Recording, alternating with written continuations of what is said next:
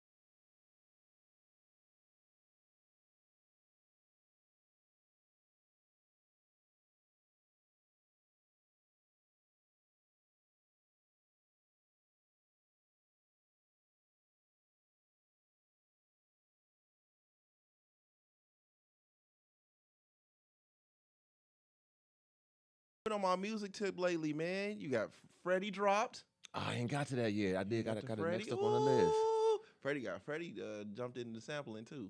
Did he? Yeah, you got some Freddie dropped. Always come through. I listened to Glorilla. Niggas was putting tens on that, but That shit hard. Glorilla, Hell yeah. that shit stinks. Oh my god. Outside of fucking Stinks is crazy. the one with T Pain. I fuck with the joint with T Pain. That one hard too. But you said take her off. Take her off though. You just don't like Glorilla. Why do you fuck you keep saying that? I've Cause- been on her for the longest. I don't think you like Glorilla. Yeah, you already said that her buzz was gonna kind of like she didn't go, have like a.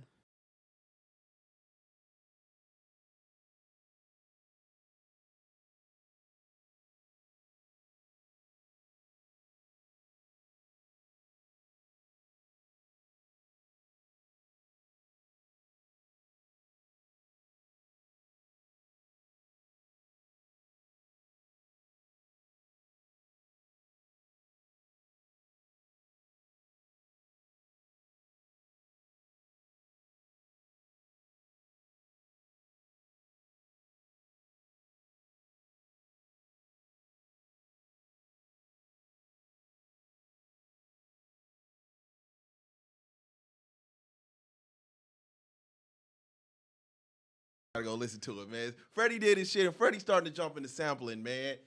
He who them I fuck with him. y'all think them Griselda niggas is, man. I fuck with Griselda too though. Oh hell no. Man, them niggas they both stink. hard. Them niggas. They can rap they ass off, my God. They but can rap, the rap. music stinks. They just making can't make good songs. Yeah, it's different. Yeah. It's trash. Give me the bars. But I'm all caught up on music. I know we was talking a couple weeks ago. I was behind on music, so I was watching movies and shit, so I was behind on my music. I didn't caught up. Ain't it crazy how that work out? Like you, I like can't do both at the same like I do podcasts and then I be behind music. And then I be on music and I'm Yeah. behind podcasts and then I don't watch no TV. Like all over the place. I listened to, like I said, I listened to the Glorilla. The only problem I had with the Glorilla album, where do I begin? Oh, the only, and then you got a whole Yeah. list, No, a no, laundry list. You know what? I didn't like the. I like when she in her ain't shit nigga bag. Like when she tried to do her version of Love Is Blind. And then she went to the Kirk Franklin. Oh yeah. Like they texting me now, man. God damn. She tried to get into her, her version of Love Is Blind. Then she went to the Kirk Franklin, and there was another song that she did. I was kind of like, Not I think feeling she's it. trying to show range, because a lot of people were saying that she was making the same kind of song over and She over is. again. But I mean, it does give I haven't heard it yet, but it does give her a little bit of range if she's and we gotta be touching honest in about onto the different Wipe Me things. Down song. That shit hard. I liked it. That shit That's a good one. I like stinks. that one. Yeah. You don't like that one, Mike? No, I like that one. Yeah. Is it the song? Is it the sample or is it them? Maybe both. Both. Yeah, you feeling it. I like it. I like The it. the Wipe Me Down is too classic of a song, like to completely get it out of here. Like if you Well, if you You if just play Anniversary as a sample. Yeah, but Anniversary is a classic though. That's just kind of like Wipe Me Down is not a classic. Freddie. So Freddie can do freestyling it, on but Glorilla I'm can't? saying, Wipe Me Down is still like legendary in the clubs and when you outside. It's still good rotation. So I'm kind of, it's still heavy rotation. I don't go out much, but when I do, I know I'm listening. I'm hearing Wipe Me Down. That's true. So when I'm hearing the Glorilla one, it was kind of like, huh? It's kind of gonna. So what it'll do is it'll probably be like when Beyonce redid "Before I Let Go," kind of like a little like That pissed me off, segue. too. I mean, I do get a little bit irritated when I hear hers come out, but it does. You know, they usually will play like the original, and then it'll go into the newer one. So Oh my god, I hate that version. I hate it. I don't hate it, but I don't love it either. I have an acquired taste for it. Like it depends on where you at. Yeah. Like if you out to brunch and then that comes on, it's like, oh okay, like You'll tolerate it. I can deal with it. Y'all put that Frankie Beverly on. Quit disrespecting me, man. But I just think like Wipe Me Down is still too like fresh. Yeah. It's played a little bit too I'm much. telling you what they're gonna do. They're gonna play Wipe Me Down, or they might play her version first and then go into the regular. Same way Wipe Me they Down. did Blow the Whistle and what's her name? Sweetie. Saweetie. When they do the Blow the Whistle and then do her version Tap In. Oh yeah. Oh, tap. I ain't never heard Tap In outside. But I ain't outside that Really? much. No, outside the radio, I ain't never heard Tap In. But again, man, just Wipe Me Down. It's too fresh. Yeah. I like that Jacquees though that you played. It ain't that bad. I It's like all that. it's all but it's baby. It's called a baby making. Ain't that the album? That's what the album called, right? Yeah, it's called Baby Making. Yeah. I feel like people don't like to give Jacquees his flowers because he said he was Please fuck that up, man. the new king of R&B. Please fuck that He up. like We ain't because letting that he one go. said that everybody is like looking at him like hell no. You can we do can't that fuck with you like because that. you can do that shit with rap. I think Like I T.I. always said R&B is held in a higher regard. You can do that shit with rap. You can proclaim to be the king of the South, the king of the East, West, all that shit. You can proclaim to be the greatest. But when it comes to R&B, I just don't. You can't get away with You it. got to deliver though. You can He say did. He had his album was hard. He stepped on his album. The album is amazing. You had and then he didn't even pull no punches with his first album. You Come Right Out. You got Donnell writing on it. You got Donnell is on the first song. Yeah. Donnell Jones is on the first On song. his new one? No, on his Oh, first album. Okay. Yeah. So like a couple days later is when the King of R&B thing came out. It was kind of like. And then didn't nobody want to like give him a Listen no more. chance. But he makes good music. Like even with the songs where he, remade, like with LMA, he turned that song into his own song. Shout out to her. She just Like- dropped the EP today for her birthday. I haven't Really? listened to it yet. Oh, you crazy. LMA one of them ones. But even with that, like when he redid her song, everybody liked his version Yeah, better. She got that motherfucker. Yeah. She chopped that motherfucker down. Like, This is before nah. we was on Twitter and shit, but she chopped that motherfucker down. Real quick. But I That's mean, I crazy. think that he messed himself up with that. But he makes good music. You cannot deny that. That's undeniable. I fuck with Queez, man. And Queez is the most consistent in R&B for the last 7. It's his voice. I don't know what it is. What his about the voice. women? Who's the most? I can't do that because I go back to the 90s and it's a lot of them niggas that did not have voices that did they shit. You know And what I'm that's the thing. You don't have to be a strong vocalist saying? to make good music. Like the way that we listen to Donnell Jones, he is a complete studio singer, makes amazing. Well, he Oh, we don't did. do that, though. He We made don't do amazing. that. No, he made amazing. Donnell was cooking on his albums. He was. When I say But like you can't that's sing, what I'm like Keith Sweat album or not, can't sing, stinks. BBD stinks. What? Keith Keith Sweat. Sweat. Keith Sweat got classics, boy. What did But you he talk can't about? sing No, on he record. can't. Or, But Donnell Jones can't really sing either. but he's a good studio singer. He sounds good on his album. You knew when you turn on Keith Sweat, you're not listening to him to say this nigga got a great voice. He was putting out records, but singing? Come on, man. Come on. I always say you sing touche. like he holding his nose. Oh my God. Twisting over. But it's so bad that it sounds so good. Yeah. Like you can't deny it. I've told y'all already. I'm Make big it on last Anita. forever? Absolutely. Anita Baker. Get her out of here. What? She seems like she's yawning all the time. No. Her voice sounds like an instrument. Y'all are crazy. Hey. Come on, man. Nah, I don't agree with that. That's crazy. Because even live, she sounds really Anita Baker good. can sing to you? Yes, she has a beautiful I think voice. Anita has a distinct voice. Like when you hear her, Yeah. you know it's Anita. can sing. Okay, so what's considered can sing in your eyes there? Huh? What's considered can sing then? What you talking about? Like vocal, Like vocally, because you're Usher. saying that she can't sing. So Oh, you talking about like back in the day? yeah, Oh, now you talking about Luther, Luther. even Freddie. I give you one more. I give you one more. Where this man is legendary to me. Legendary. Top probably 3. who? Rick James. Robert Campbell. Curtis Mayfield. Oh yeah, no, I don't like Curtis. I don't like his voice. I go. I don't like his voice. I did not take Curtis as I didn't take Curtis as a great singer, but the man, like, when it came to the instrumentation, when it came to putting music together and making music, one of them ones. So he was Prince before Prince. No, what's my man's name? Sly was Prince before Prince. Rick James and Prince took from Sly from the Family Stone. Okay, that makes sense. Yeah, I seen the documentary. Yeah, and they took his whole style, man. Shout out to Sly. Curtis Mayfield or Isaac Hayes? I don't ever want to hear Isaac Hayes. He may be one of them ones. I don't care. Who's that man? Go ahead and take his whole discography out of there. Yeah. It took me a long. I know I seen the documentary. They was like they was called that man Black Moses. I'm like, Yeah, all right. Nigga seen Chopped and Screwed. That's crazy.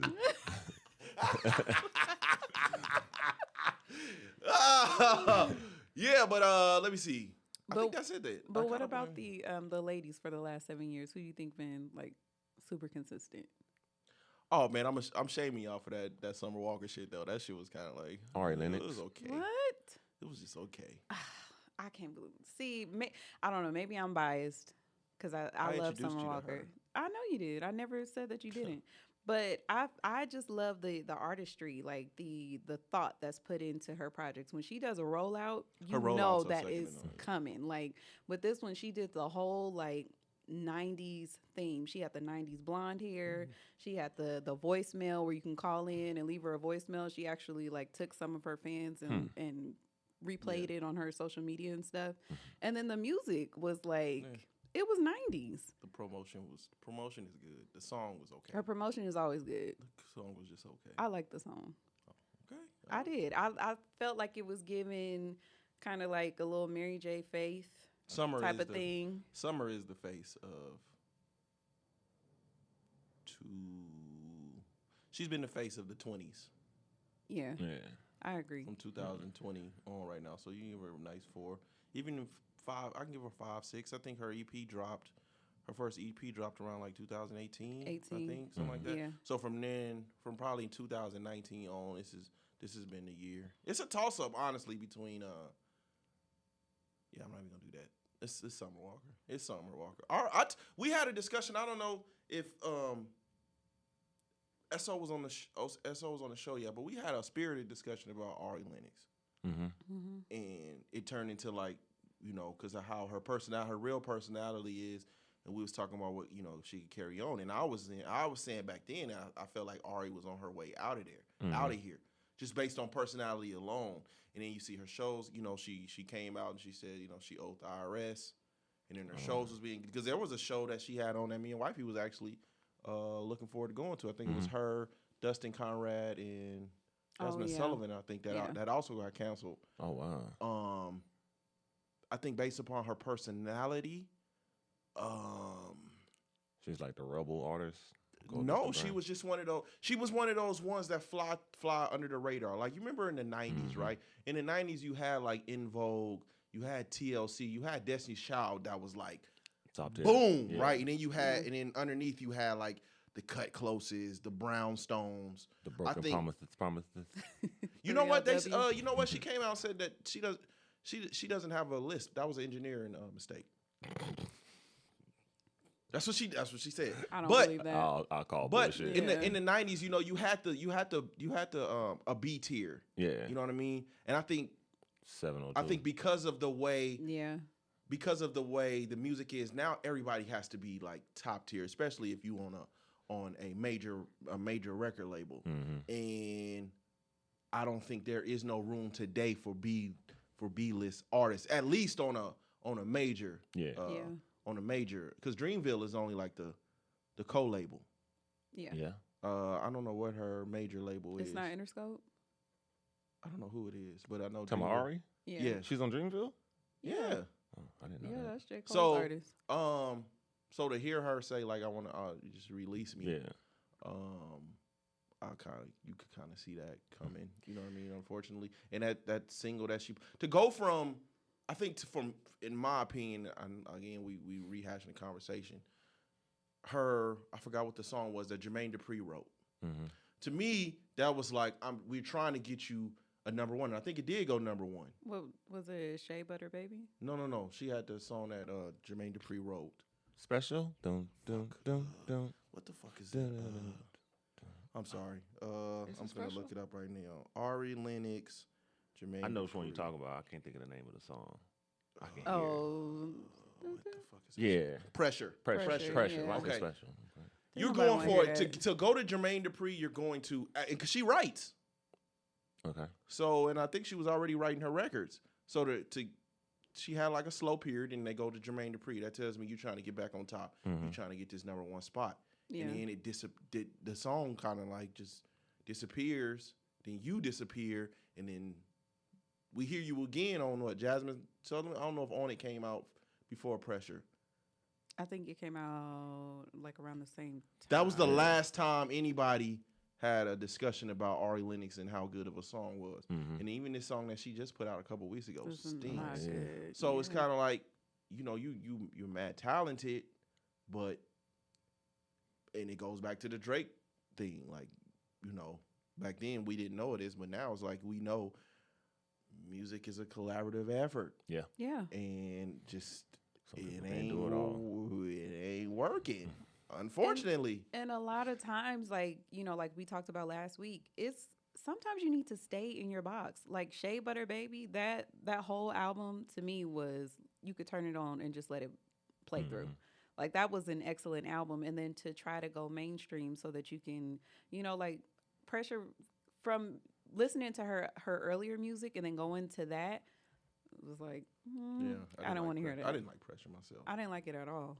And I really don't like the newer ones that she's putting out.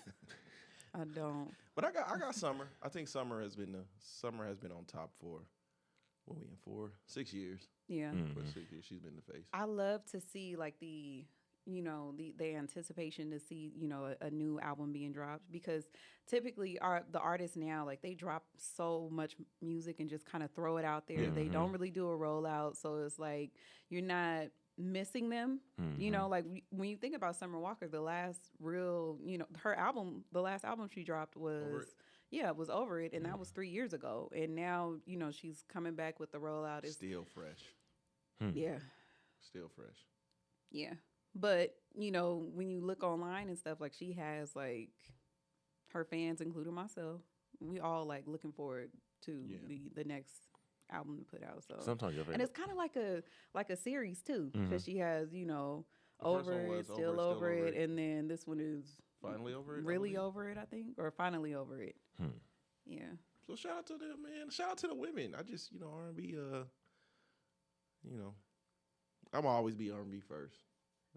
I love rap, but I'm always be R&B first. Yeah. I'm the complete opposite. Rap first? Yeah. It's too much. It's too much. Too much garbage now. Well, I ain't gonna say garbage. I gotta go through so many bad songs to find the songs I like. So it's kind of like because over. Like with me, and shout out to Tyler the Creator. Although his album completely stinks to me. My God. Does he have an album you like? Or you maybe just not into his not. music? It's not into me. Yeah. But it was the first album I was like bullied into like really want to listen to, right? Because everybody was saying it's so good. But Tyler dropped on what, like Tuesday? Yeah. I miss them days. I do miss when new music was dropped on Tuesday, because it gave you the entire week to listen to an album, right? To digest it. But see, on Fridays, I listen to new music on Fridays. Yeah. It could take me damn near all day to get through all of rap. That is something to that, though. Because it's so much of it. Yeah. So it's kind of like, because there's so much, again, it's entirely possible for me to listen to a fire ass song one time and forget about and it. never go back to it. Mm-hmm. With R&B, it's not that much, Right. so I can sit there Less and is more. I can really digest it. So if something is really good, something is really, really good. Rap is just, man, it be so much. Future dropped 3 albums this year. They all went number 1 too. They all went number 1 this year. That's crazy. You know, it's probably gonna be some more coming. And how much of that is replay value? I feel like that's too much. It's like maybe 5 songs out of all 3 albums I'll go back to faithfully. On the 3 albums, Nothing on that last one. nothing on the last one caught my eye. Keep that. I still listen to like that type shit. Yep. Them two. I can't think of the song with the Weeknd with the Isley Brothers sample on the second one. The one with Rick Ross, Everyday Hustle. It's Everyday Struggle, Everyday Hustle. Everyday Hustle. Mm-hmm. Yeah.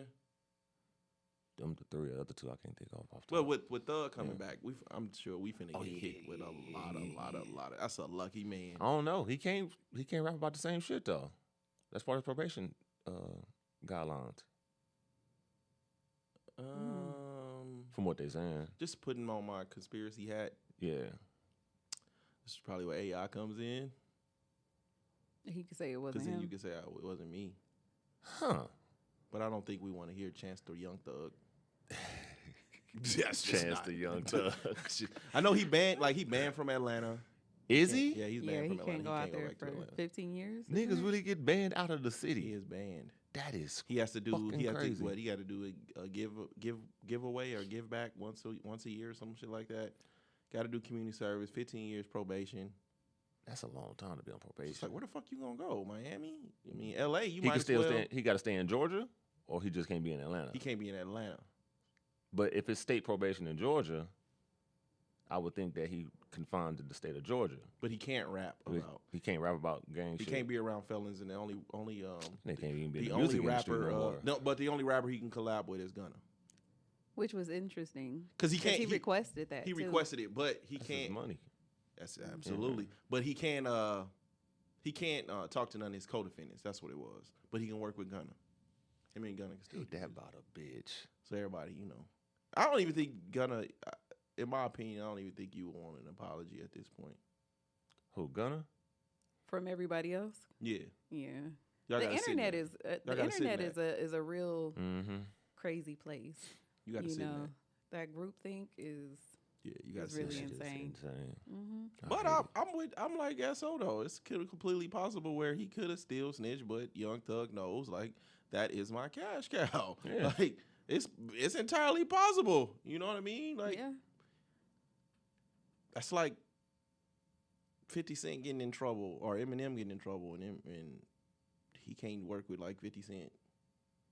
You know, just that's my cash cow, man. Yeah. You got D12?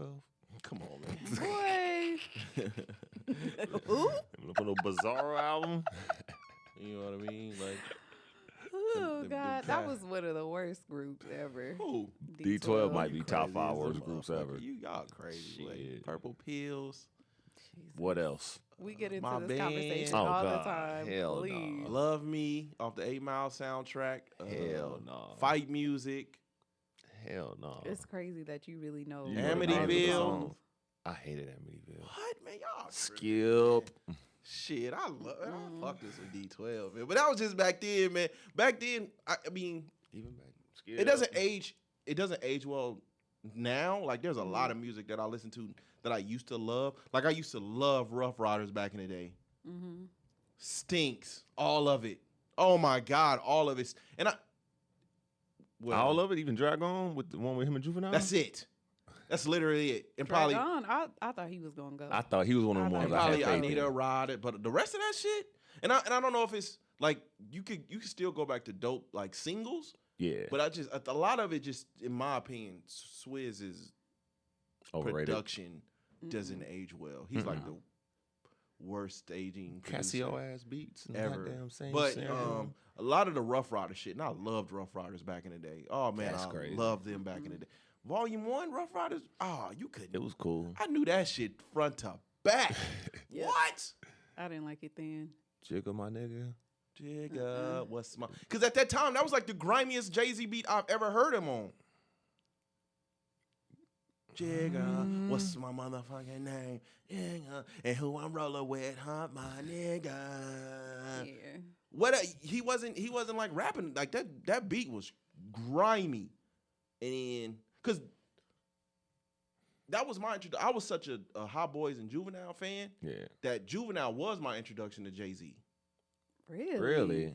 Yeah. So on volume, is it volume 2? Volume 1 was Jigga My Nigga. No. Is it volume 2 or volume 3 where Jay-Z had the Snoopy track with Juvenile? Volume 3. That was volume 3? Yeah. That was my introduction to Jay-Z. Because Juvenile was on it. Juvenile was on it. Yeah. 2000, and I'm 12. Yeah. So at that time, Cash Money was them. Yeah. Oh, yeah. Right? Oh, yeah. So seeing Juvenile on that album, I got to go get that. Right. And So your introduction to Jay-Z is Volume 3. Yes. That's crazy. And then I had to go backwards. Then I went backwards, and then I started. And at that, then I caught on, and I was like, Jay-Z wanted them one. Yeah. But because Juvenile was so...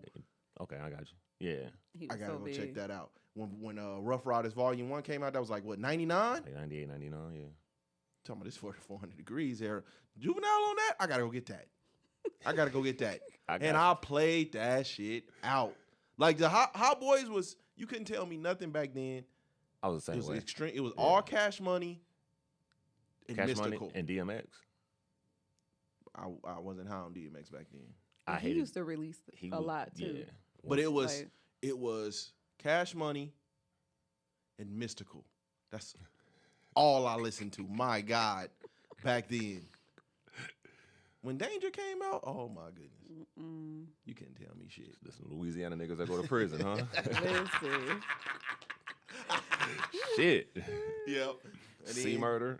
And then 2000, Ludacris dropped, and then that's when it was just. Other than that, it was all Tupac and shit before that. Yeah. When my grandma gave me my that Tupac CD, I was like, that shit is incredible. Your grandma would give you Malcolm. My grandma gave me Greatest Hits. It's Tupac Greatest Hits. Oh. Sorry to hear that. Right. Shit. That's a wild introduction. That was my introduction, and then I think my pops, my mom bought 7 Day Theory, but didn't hit me back then. Yeah. In the early 90s, it was Aaliyah. I remember my mom came home. She had 1 in a Million, 7 Day Theory, and the Toy Story soundtrack. And remember when you could hit Toy Story was for you. But so you remember when you could hit the when you had the CD player and you could hit it and it like spin to different CDs, but you can put it on like random CD changer. Shit. Yeah, that's what we had. So when I was cleaning up, it was like going from like me and my girlfriend to like you got a friend to me.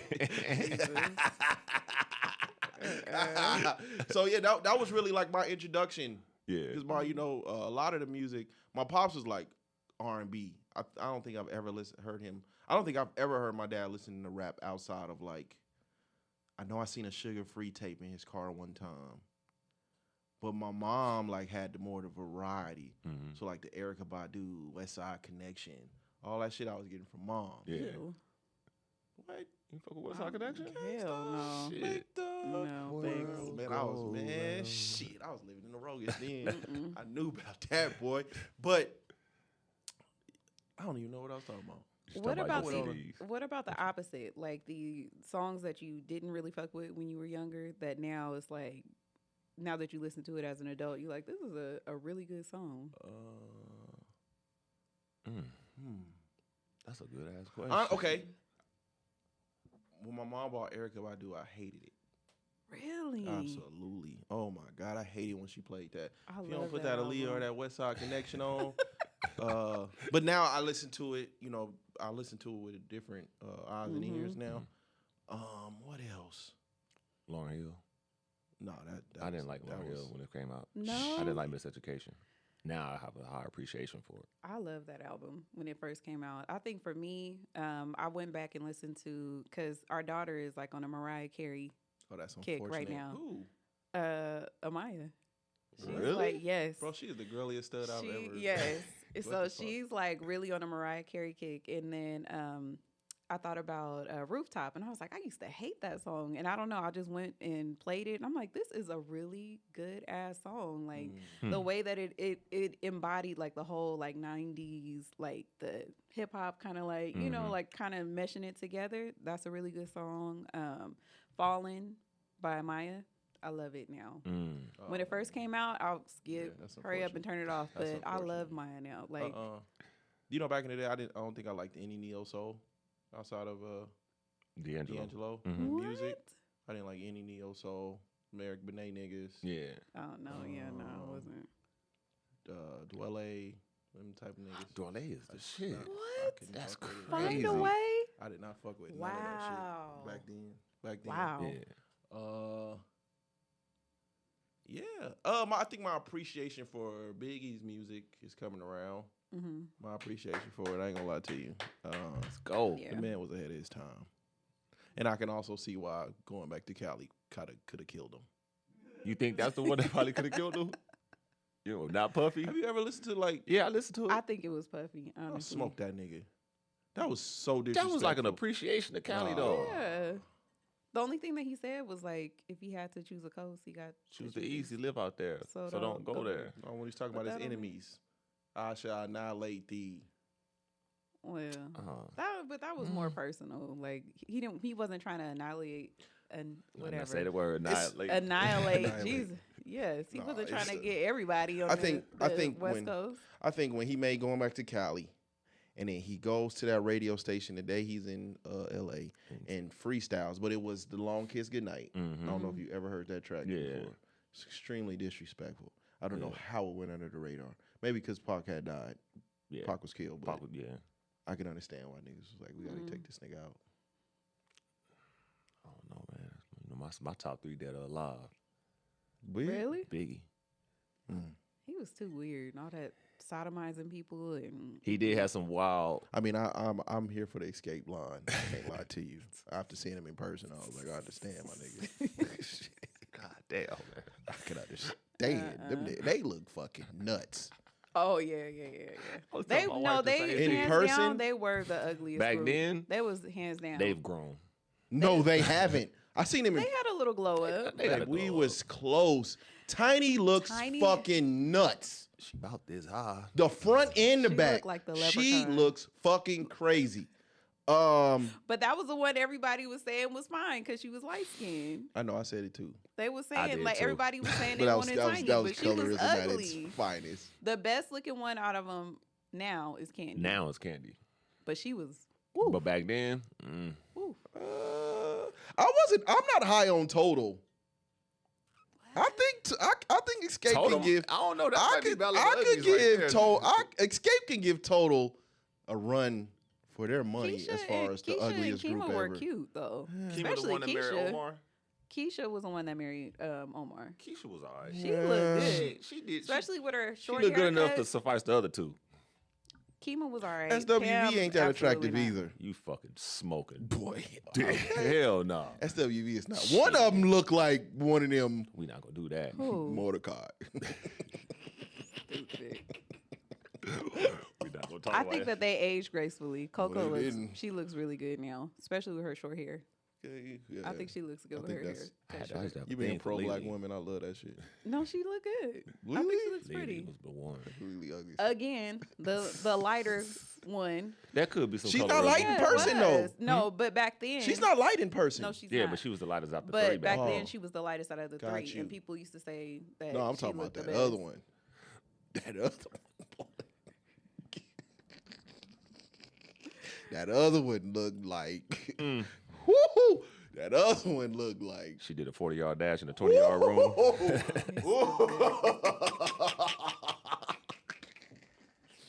Her verse on "Use Your Heart" is my favorite. Have you watch wrestling? Yeah. You know Bobby Lashley? Yeah. Man, I'm not doing this with you. Hey, that other one looked crazy, bro. She did some shit. She did some shit at the concert, right? She did some shit at the concert, like she was saying like her head trick kept her married for like 2 decades or some shit, and she like drank the whole bottle, but she was doing it like she was sucking dick, and the whole arena was quiet. Cause that's like watching your mama give a. That's like watching BG do that shit. Yeah, I don't have nothing to do with that. I'm not playing with that. Yeah, Nope. man. You're not playing. It's a comedy podcast. Yeah. I'm just saying, like, but the Escape look crazy. Which groups look good though? From the besides, 90s? like In Vogue. TLC, we already had this discussion. TLC did not look good. 2 of the 3. Who's the 2? Left Eye. Left Eye and Chili. I think Left Eye had a glow up. All 3 of them look good. T-Boz Wait, no, we're was not doing beautiful that. We're back not then, doing that. especially with her haircut. We are not Maybe doing I that. was obsessed with short hair. And I'm like, with her little short Speaking haircut? of the fucking 90s, they let her get away with being a lead. Who? T-Boz? Oh, T-Boz. Fuck out of here. Yeah, she did. That's because she sound different. She had Huh. like a No shit. unique type of voice, but and it worked for him because typically you would have thought that Chili would have been the lead because Chili had the hair and she had the hair, she had the voice. colorism she sing? vibes. Yeah, Colorism. Chili had There was like some the real like colorism silky, vibes. Could Left Eye smooth sing? voice. No, She was just a rapper. she's just a rapper. Yeah, but she had a late glow up. Like she had a late glow. I think Left Eye could have been one of them ones had she not passed away. But I she was agree. also getting passed around. So God damn it, back in the day, she started fucking with them death row niggas and they was just passing her around like a ping pong ball. So The Tupac effect, baby. no, what's name had her before Pac did? Suge had her before Pac did. She Andre Rossman had him before both, didn't Yeah, when she got signed to Death Row, I think I wholeheartedly believe she could have went. I don't think she would have ever been above TLC, but she would have been able to make a solo career. T-Boz and Chili, And then she managed really outside of was only- TLC. She had Black too, didn't she? Yeah, Black was she her had group. Black. Yeah, I don't think anybody really wanted to hear a full song by Left Eye. Like she had a cool like little bridge like on You Know What's Up. But she didn't. But other than that, like She did her shit on Ladies Night. okay, and she probably had about one. Yeah, could she do a whole song by herself? That's a good question. I don't think she ever really had the chance. She didn't Would ever you really want to chance. hear a She full died song by before. her? She died before she was able to. Would you want to hear a full song by her? I mean, we're going off of straight what ifs now. I don't know what a full song from Left Eye would sound like. I feel like Enough is probably like just one little One bridge. verse. Yeah, I ain't gonna do that. Like the All That intro. That's a good point. Yeah. She was on all that. Was intro. she? Yeah. it's TLC right there. Yeah. 702 was 702 was a Cousin Skeeter, I think. I think 702 was I Cousin think Skeeter. so. I forgot that theme song. But I don't know that shit. We don't know that shit. I mean, Death Row, as bad as they were to women artists, I think she would have found a good spot to really do her thing with. To develop. Yeah, I mean, shit. Michelle didn't drop an album on there, but she highlighted very, very well. Lady of Rage, she was highlighted very, very well. I think she would have did a lot better had Death Row not been going through what they was going through when she released her album. Yeah. But So she did release an album. yeah, but it was Death Row After was Pac like died. Death Row was done. Yeah. I think Pac died. I Snoop think was she was gone on the way to jail. Yeah, Oh, okay. she was kind of like handicapped. It's like I hear nigga go down. Here's your album. Yeah, but I think she would have did her shit. You know what I'm saying? I enjoyed her music. It's like, Dre that's I not good enjoyed with her on women. No, he's not. That Truth Hurts. Shit, Truth Hurts, Eve. I didn't know Mary J. I didn't know Eve was signed. Hateration? I didn't know Eve was signed to fucking. that song. I didn't know Eve was signed to Interscope Uh-huh. before she was the first lady of Rough Riders. Oh wow. She was in Aftermath. So he doesn't do well at all with women They artists. say at it's all. time and he take forever to make a song or he I go think- over and over. The only song that I liked that he produced for a woman was "Just Be a Man About It" with Tony Braxton. Tony Braxton. Well, I like. What are you talking about? Hateration? If you Ill. hold up. No. I'm not saying this. I'm not. Hold up. We all hate it, but It's We all timeless. hate it. Like, That is a timeless It's record. timeless, but You Ill. can probably put that right next to "This Is How We Do It," "Return of the Mac," "Family Affair." The truth can hurt. argue. If it didn't get the lawsuit, it probably would be doing the same thing too. When they but they play got it, sued for the people sample. people get Yeah. She, kind of. yeah, they got her. She got out of here for that one.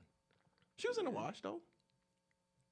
Yeah. Yeah, she was in the wash. But every artist that was on there was Yeah. that was on his But record back label then, that was a in there. real scandal when that the Indian came out and fucking It was Bollywood soundtrack. Yeah, song. they wasn't They playing. sued the shit out of him. shoot the dog shit out of him. Him and Quick.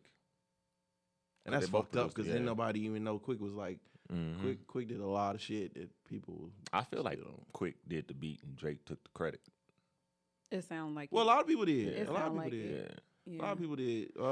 I thi- enjoyed the stuff that he did too with was it El DeBarge? Like back then, I didn't really like yeah, it. we ain't doing that. I didn't really like it back then, but like when it plays now, I don't turn it off. Before, Like because the I songs was he was younger doing. back then. Before they tried to do, in my opinion, they tried to do what R. Kelly was doing with the Isley Brothers With back okay. then. I could see that. But it looked like Ron Isley was still cool back then. Mm-hmm. He was scary as shit to me. I'm going back to it. That video? Before I knew that thought he music was the real Mr. videos. Big? I thought Mr. Big really killed Fancy and shit. And then I seen her on TV and I was like, man, what the fuck happened? But I really thought that when He's like, I thought this bitch was dead. like when Quick and Dre and them was bringing out El DeBarge, I just felt like, why they keep on working with this old ass nigga? Because it was apparent something was wrong with him. He was battling alcoholism, man. Well, he was battling more than that. For real. But that's how I seen that. Yeah, man. I liked it though. Like I think the playback value is pretty good when you play it now. I don't know, maybe it's nostalgia, but I don't skip it. Like when his songs come on now, I don't skip El them. DeBarge? Yeah, I'm talking about with the collaboration. Oh, that's with, good. Quick. Yeah, I don't skip them. Gross. Really? Yeah. You not a DJ Quick fan, huh? I absolutely am. Oh. I didn't. I'm just when they were working with El DeBarge, they was trying to do Yeah. like Collab with old I R&B think artists. I think the two that worked for amazingly, right?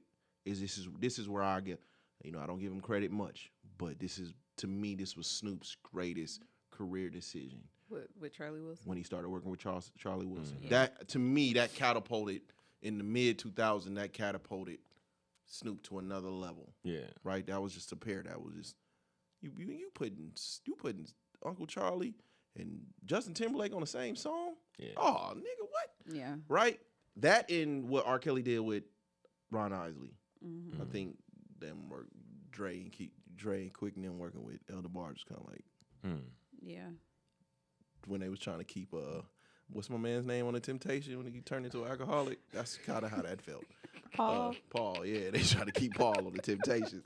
That's how that felt back then. I was kind of like, Nah, I think when you play it now, I think it has some good replay value. But I do agree with Snoop and Charlie Wilson. Yeah, but you have to kind of give credit too to like who he was before they tried, before they revamped or started collaborating. Like Charlie Wilson, he was legendary. And yeah, Snoop and Charlie had some business early too. 2000s. No, 90 said he was on Snoop's Upside Your Head. He was on the Dogfather album. That stinked. Exactly. So you had the misses. Yeah, that's He had a couple of misses before it clicked. Yeah, I give you that. Well, shit. Peace, y'all. This is the You Should Have Said podcast. She got Spence. I'm joined by homeboy SO. Yes, sir. Wifey in the building. Yeah. Shout out to Ivan, man. He out there doing his thing with his son. Man, he he took the internet by storm this week, man. So Nigga. shout out to him.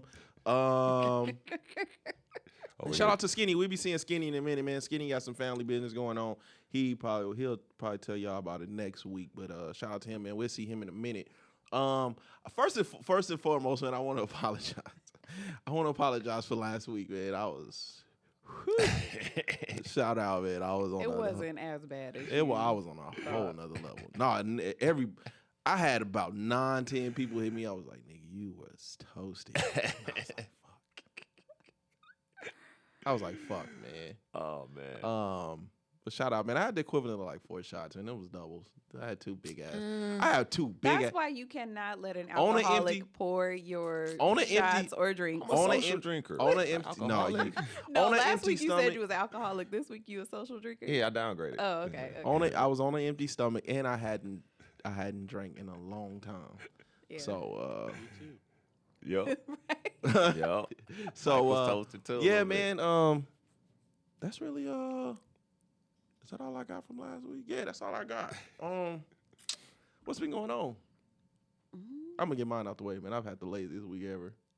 Oh man. I went to work Monday. I did some overtime and just threw my week off. I ain't did shit. Hey, it feel great, don't it? Sometimes. Do you get bored? Like, all right, I need to go back to work. Be active. I have a real problem standing still. Okay. So like, it's cool looking back. Like, yeah, you had a lazy week. You got to like chill. But in my mind, I'm going kind of crazy. I don't like sitting. Sometimes too much time off is annoying. Like you get irritated. Because then you start thinking about all the things you need to do Yeah. on top of that. So, yeah. And then I'm like how I am a social drinker. Outside of social things, the smell of alcohol just disgusts me. I look at at this age, I probably look at alcohol like people used to do smoking. Really? Yeah, that's how I look at it. But Where were you going with that? no, I'm just saying, like, I'm a social eater or a bored eater. So if I start sitting still too long, I just start eating. Okay. You eat out of boredom. Absolutely. Okay. It's a terrible habit. It is bad. It is bad. I mean, I'm eating bullshit too. I go straight to my kids' lunch. I eat that shit. Like the Crustables and shit. Nigga, I go right past the fruit and all that. I'm going right to the chips, the Lunchables, all the bullshit. All the fruit snacks. Yeah. So it's bad, man. It's really, really bad. But I ain't did shit, man. I didn't kind of sat still. I did get to catch up on my music. This year, man. I mean, this week. I ain't really been paying attention to a lot of politics, man. I'm kind of burnt out. Man. It's harassment at this point, bro. They really is. Like, none of these niggas give a fuck about the earth and recycling as much paper they using to put these shits on the door. First of all, I'm talking about my entire fucking yard is full of them now. Like, y'all see, I didn't told the kids stop throwing them away. Just leave them there. Leave them there so it can show you that I don't give a fuck about this shit. Yeah. Right? Stop. And I think they should have some type of common courtesy. Like, if you see that the same door hanger that you're about to put up there is already here on the floor. Yeah, don't put another one there. Don't put another one. Yeah, we already saw it 5 times. I was having the kids clean them up, right? Because they was leaving like 4 or 5 of them a day. God damn. Oh, they harassing me. It's really crazy. I didn't know. I knew that your voting record is public. Yeah. But I didn't know it was like basically you using that against me at this point. So can they tell who you voted for? No. They can't tell you who you voted but for, they say but your voting record is public. Okay. So yes. They actually text me. They're harassing everybody. They text her for me. Yeah. No, they called me. They called me for you. But they sent me a text and told me that the last time that I voted was in I got that one too. 2012. And I know. Yeah. I know. Got the same one. I'm telling wifey, like, I got a chick like sending me videos now. I'm about to ask her for like some nudes on the Time Kamala broke ass texted me for $40 for a campaign. Man. So it's like so I told the kids, man, because I was like, y'all keep on cleaning these up. It makes it look like we like bringing these in the house, or we actually like looking or we don't at have them yet. So I said, stop cleaning this shit up. I could wait a week. Leave these motherfuckers in the yard. Just let them all over the place so you can see that we just don't give a fuck about this shit, right? They keep on sending them. Man, they've been calling me, bro. They've been texting me nonstop. I'm telling y'all now, I am not voting. I am not a voter.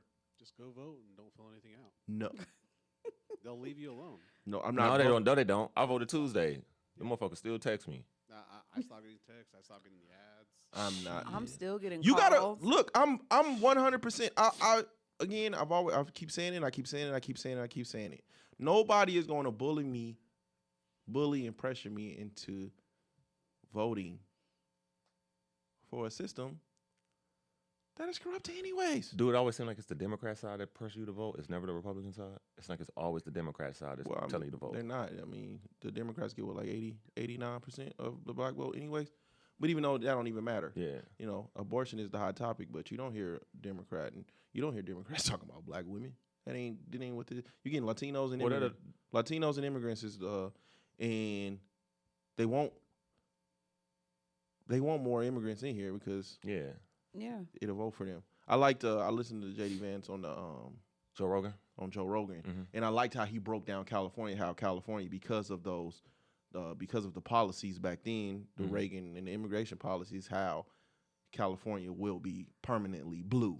Yeah. Because of those policies. I liked how he broke that down. But again, the more you bring in here, I had shared a video like a while ago, was years ago. I think it was 2018, I think. And because of the immigration and the Latino vote, I almost don't even. I know I'm getting the black vote already, so I don't need to.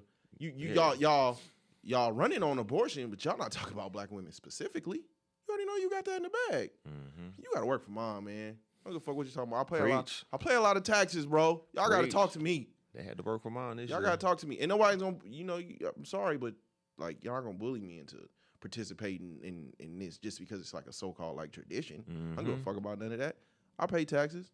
Now, if it's more of us and we start to come together, as they say, it's more of us and we start withholding, at some point they're going to have to talk to us. They're going to have to come to the table and they're going to talk to us. What can you do for us? That's what politics is to me. What can you do for me? I'm not voting for you just because, man. Fuck y'all. Niggas. They ain't doing nothing to cater to black people, man. They just here. No. Anytime it comes up, it's always, I'm everybody's president. It's never, I think the only person that like really said that they had like a specific plan for black people was Trump. And then when he did, it was the platinum plan. Plan. And then when he did roll it out, people talked crazy about him even mentioning that. I think Cube had introduced the plan, Black Plan to America. He sent it to both parties. They killed. I think Trump Republican looked at it. The Democratic Party said we'll get to it after the election, and they never got back at it. But they killed him for that. Yeah, they killed Q for that. So again, it's not who you voting; it's who you voting for. Is more important. It ain't whether you vote or not; it's who you voting for. It's what's most important, right? But I haven't really been. I'm like I said, I'm a fan of politics, man. Can't nobody ever like take that away from me. You know what I'm saying? I'm a fan of it. Just like a basketball team. Wrestling. To me, this is like again, it's like a wrestling match. You know what I'm saying? I see how both parties move. I see how both candidates are moving. I like the hits back and forth and all that shit. But you open to hearing both sides. Yeah, I look at it like a wrestling match. You know what I'm saying? I'm not emotionally attached to it. But the big thing that I'm paying attention to now, outside of all of this, is what the excuse is gonna be when she loses Tuesday. No, social media versus legacy media. Social media has a big influence on the election this year, as opposed to social media and podcasts. Yes. Yeah. Legacy media, I think, is manipulative, and people don't trust it. But I think that's I think that is what. They say the boomers are the old. Yeah. I think now the kids and even me, right? I think the kids now, and I put myself there. It was never really apparent to me how slanted legacy media is until recently. It's really, and I'm like, it is like eye opening. Yes. You know what I'm saying? So yes. Not only will politics, I think this election right here will alter the way we all look at politics. That's the one thing. The system won't change, but it'll alter the way, because now there's a lot of things that you have to add into your campaign now. You know what I'm saying? I think the immigration issue is not going to stop now. You got immigration. You got Generation Z. I've been really talking to my daughter about not necessarily how she feels about it. She was in the process. She included herself in the process. We had like a 30-minute discussion. She included herself in the process. She voted. She was very, very excited about it.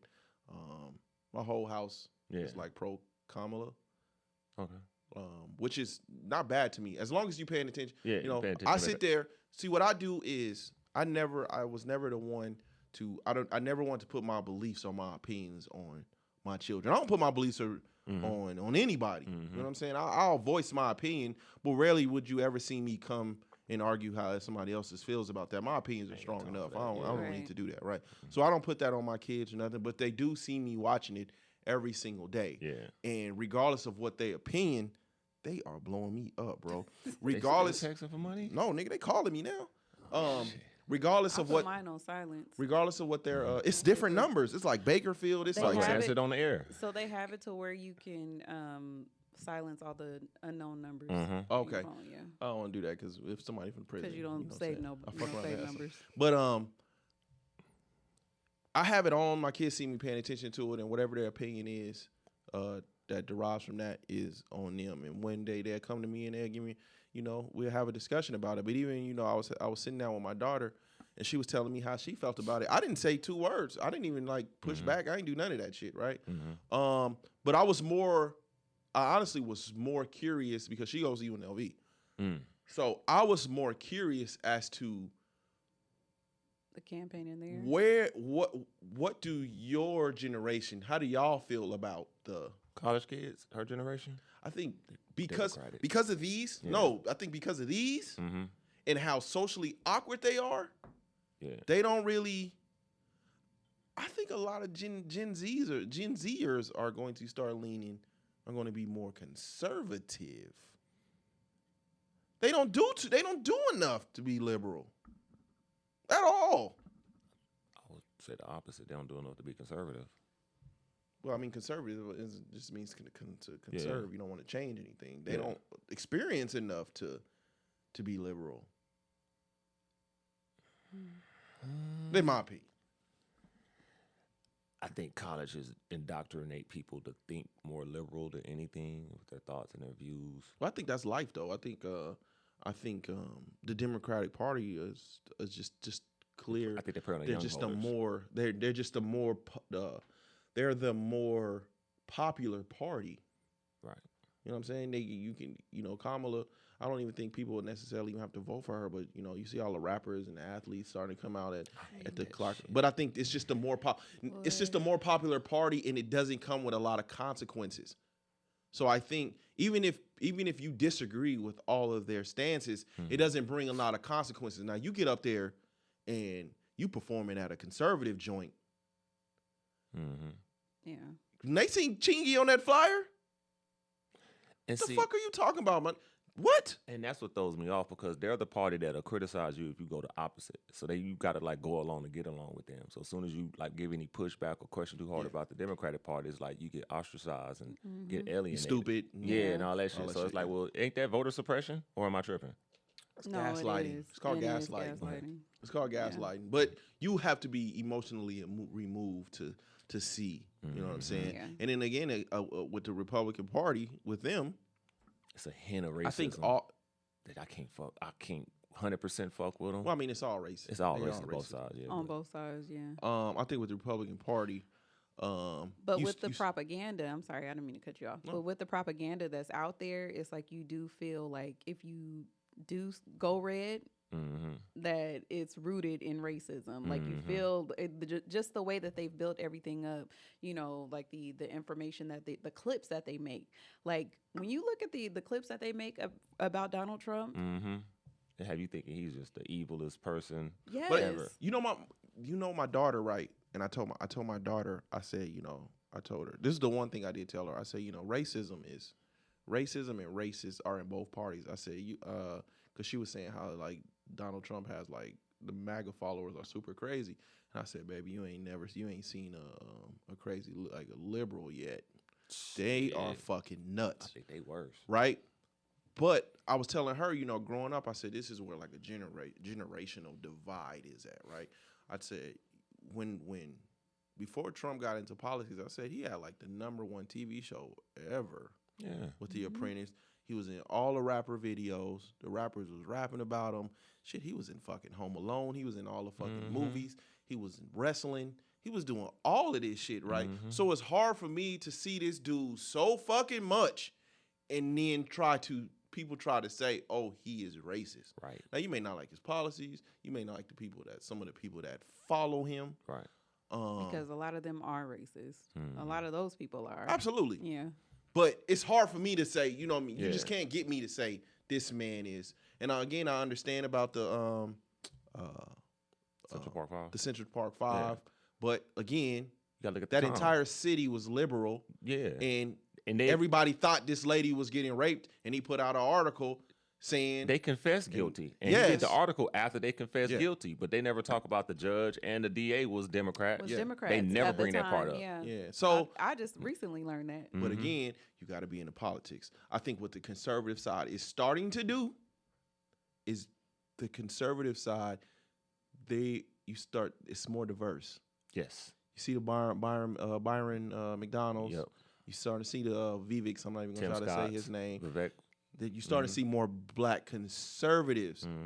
A lot of liberals, unless it's a black woman, white. So you starting to move. But at some point, y'all got to talk to us. Yeah. Or I'm just going to bring more people into this country, more Latinos.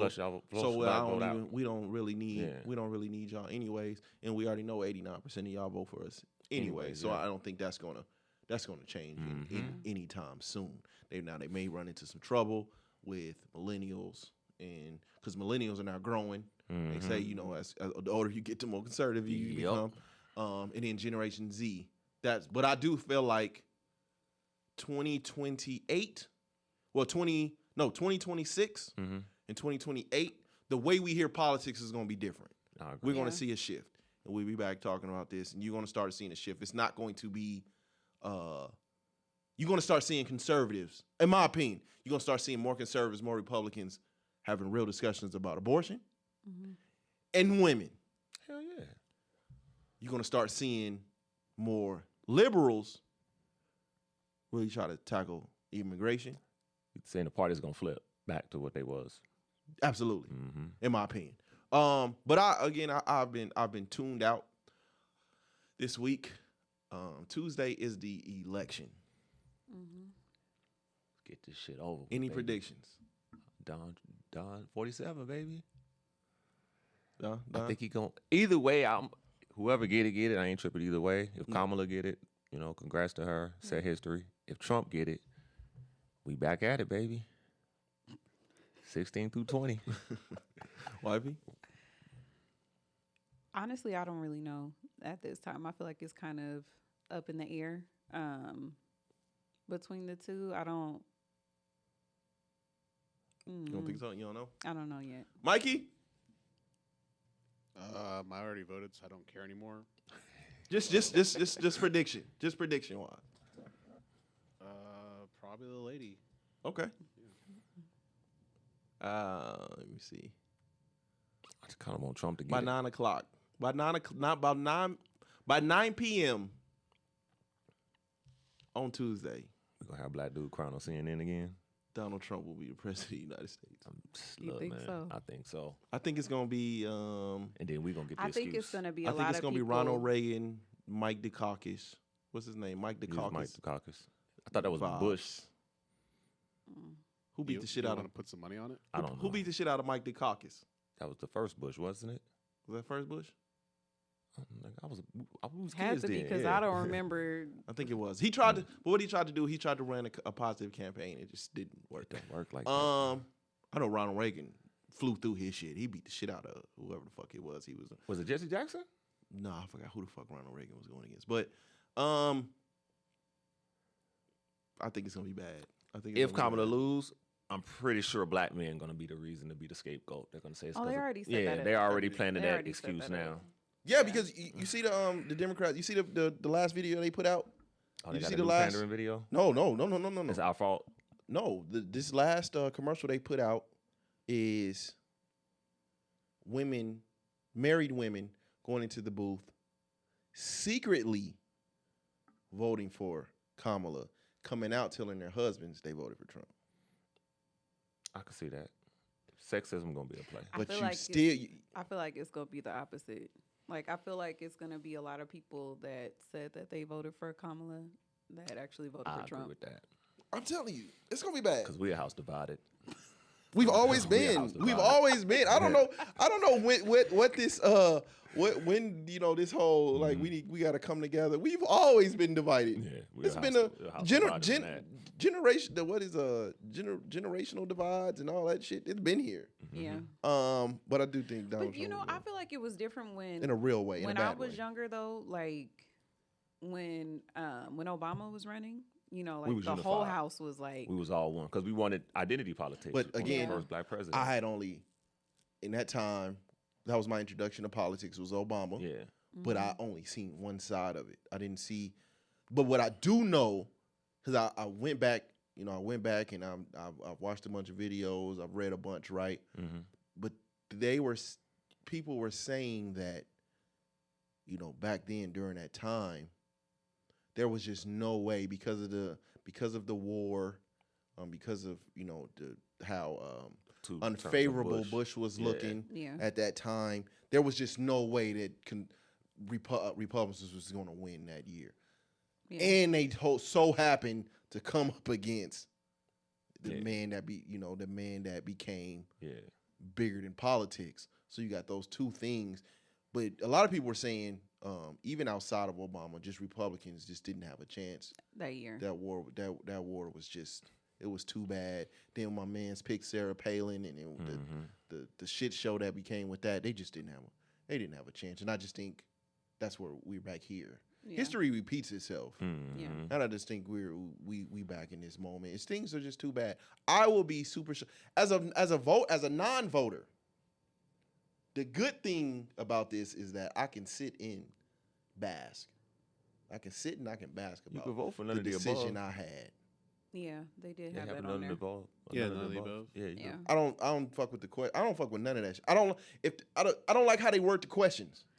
So that's why that's some bullshit. So that's why they send out the ballot to you, so sample that ballot. the sample ballot. But so it gives you the argument on both sides, so you know exactly. It's no different. It's no different in voting for a candidate.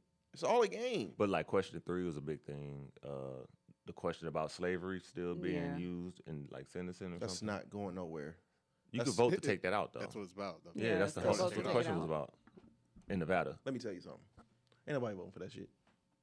I did. You voted for it? No. Against it? Everybody voted against it, yeah. You crazy as a motherfucker. You think people... I don't know what's the benefit of keeping it in there. Because you can Google on your phone and see these big-ass companies that use the prison industry to build a lot of things. Your license plates, a lot of these things are built from prison. Man, these rich motherfuckers ain't finna boy, I don't give a fuck what y'all vote. That shit ain't happening. Okay. Watch. So if it changes, what are you gonna do? I can sit here and I can say I was wrong. You were wrong.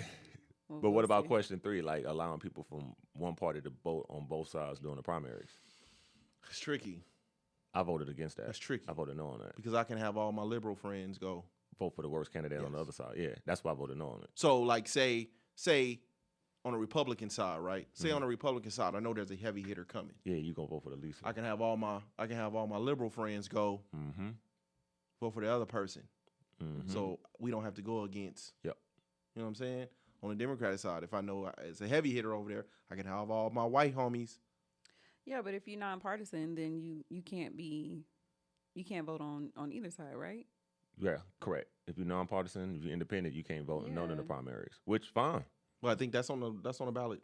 Ain't that on the ballot? Yeah, this year? Yeah, that's on the ballot. Yeah. I mean, look, man. Yeah, things that affect you, man. Yeah. They don't affect me at all. Affect your children. Nah. You ain't voting for My your children are old Las enough. Vegas councilman? My children are old enough. Oh, no, I'll get killed talking about local politics. I have my opinions on local politics too, but local politics is just too small. It's too ugly. It's too ugly. It's a little too corrupt and ugly for me, and it's too close. I can talk about these presidential niggas all day long, but we know niggas in local politics, and we know families that's involved. You don't want to vote for yourself. One of the people running, one of the ladies running. I'm not gonna say what she running for, but her husband works for me. That's too close. You don't want to vote? I don't want to be standing out my window like Malcolm X. You don't want to talk about it. Hell no. Yeah, I'm not gonna lie. This year they did pull me out. I did actually vote for the first time. This is the closest I've ever been. Many years. This is the closest I've ever been to actually voting since 2016. Really? 2012. I'm sorry. Wait, 2016. No. 2012. 2012. Yeah, it's the closest I've ever been. I've been thinking about it. This is the closest I've ever been, but And I've had Meg Thee Stallion didn't get you out to go vote? Nah, she got bigger problems. I've had people text me saying that who they voted for, and it completely shocked me. Oh, you'll be shocked. I'm not shocked at all. You'll be shocked. Yeah, I'm not shocked at all. Yeah, I did it first. I definitely did it fucking first. Did you? Yeah. I did it first. It's fucking crazy. Nah, man. I enjoy the process for what it is, but I don't want to be included in it. I'm cool. But one thing that I can say that I appreciate about you is that, when we do sit at home and, our children are there and everything, you do give them the opportunity to see both sides so that they can form their own opinion without interjecting how you feel personally about it. And because there's no way, even for myself, as your wife, there's no way I would sit down and watch Fox News. Like, it's just not a thing. Like, I would have never wanted to watch it. And then now that we have actually been watching both side by side, literally flipping between the channels to see, they're reporting on the same things, but getting a different perspective, an objective perspective. You know what I mean? It's interesting. It's interesting to I asked my baby. see. My baby is 7. Mm-hmm. I said, son, who you voting for? He said, I'm voting for Kamala, man. She give out them tax cuts. What? At 7? Yes. You know what I'm saying? All right. I said, all right. What did he say? I think he said 6,000. Yeah, Because she say the same thing every interview. All right, son, that's what's up. Every conference, she say the same thing. He done a $6,000 tax cut. All Listen, that. he's divided because he said, "Did you know Jackie Rosen is breaking the the law?" Jackie Rosen and Sam Jones was. That's Tupac and Biggie right there. I see what you had said on the internet, right? Yeah. I had seen what you said on the internet. I didn't comment on it, but I think I was working, but I almost text this nigga, and I'm like, they think niggas hitting below the belt on a presidential level. That Sam Jones, Jackie Rosen back and forth shit. At it, nigga. And on the YouTube, every time I listen to a YouTuber, it stay coming with the commercials on both sides. I'm like, God damn, Jackie Rosen must be the devil. But you know what? They are hitting hard on YouTube, and I think that's kind of where he get it from. Yeah. I heard he was playing something in the commercial, a political commercial popped up. Bro, I thought about just paying for And he's YouTube, 7. just to get rid of the commercials. It's so annoying. Yeah. I'll just pay. Fuck it. I'll pay that YouTube TV channel free. Yeah, man. But did you know Jackie Rosen? I'm burnt out. We got into Tuesday, but this is although we are burnt out, this is where I have to credit Donald Trump. No one pays attention to politics if he's not involved. That's why I think they want him in office. He gets ratings on a TV show. Negative on ratings, everything, all that shit. on everything. But everybody don't nobody pay if he's not involved, you ain't paying attention to politics. That's true. So this is where I have to credit the man, and I do I appreciate people being more in tune to what's going on. Mm-hmm. Always got to be in tune with what's going on around you. Yeah, I'm predicting it's gonna get ugly early. It's gonna get ugly early. You think you're gonna go before Tuesday? Vote? Or by Tuesday? You think you might have a change of heart? You asked just- about your ballot. Early voting's over though. Yeah, it is. Yeah. I actually I waited until the very last day on November 1st. vote?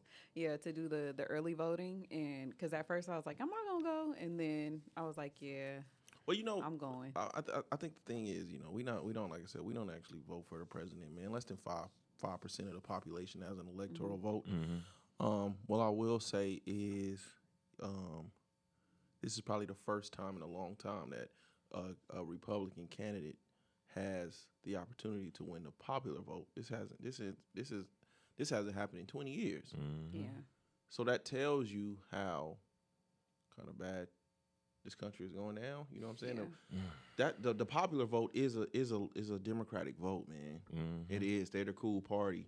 Yeah. But that you got a chance to. And I think my man's. I think he vote for Trump too. Who? Biden. Oh, I think so. Yeah. I think. Oh yeah, that's gonna be another excuse. The men sabotaged How it the for. fuck do you, bro? How I your was boss telling don't every co-sign time. I swear to God, I was telling my wife this. I said every time Kamala has a good moment or a moment that Trump fucks up. Biden wakes up and do something. How do you? And there is no excuse for this. She is where Donald Trump stood when everybody had the insurrection or whatever, right? Mm-hmm. She is where Donald Trump stood and giving a major speech. How are you? And this is the backyard of the White House. Mm-hmm. How are you on a live stream calling the man's supporters trash and garbage because they kicked while him she's off? giving a speech? Because he better. They kicked him off. They kicked him off. The Democratic Party is a system. Against him. But you see, I think you see how Trump flipped it though. It was on Fox. On the garbage truck. Yeah, that shit was cold. I ain't gonna lie. He been doing some A1 trolling. But I think it was on Fox News. I think I was watching Fox News though. They cut him for the rest of the. We won't see Biden anymore. They cut him from all the scheduling. I thought you were about to say he's gone. Yeah, I touched on with Charles. No. They cut him from all. They cut him from all the scheduling. We won't see Biden no more. Shit, we ain't seen this motherfucker. And I thought it couldn't get no worse than the MAGA ad. Yeah. He said, hold my beer. But he don't even co-sign. I don't think he don't like Kamala. No. I mean, I think that was a kind of like a parent. I don't think he liked her when he hired her to be the VP. I think he did it just to get the black vote. Yeah. I mean, she called him racist. Yeah. She said he was a racist at the Democratic. So that's 4 years of your boss not liking you. I don't think Trump was high on JD. I mean, JD Vance called the man Hitler. I don't think Trump was high on him. But what it does is now that everybody see who JD Vance is and how good of a politician the man is, it's a stepping stone. It's a stepping stone for the Republican Party to grow. Mm-hmm. It's not like this old dude, JD Vance, just turned 40. Yeah. So it's not this old dude in the Republican Party. It gives them down the line they can compete. Mm-hmm. Yeah. I don't think Obama was fucking with her. I don't think anybody was fucking. Yeah, because it took a little minute for them to come out with that video. Well, they were saying Obama wanted an open primary. I agree. Which they should have had. Yeah. Yes. She lose. They don't win Pennsylvania. She doesn't get to the White House. Mm-hmm. But you had the opportunity to choose the governor there. Yeah. And you didn't. Because he's Jewish and the war, his views on the war. And he should really be the candidate. He should have been the candidate. He said he's a white Obama.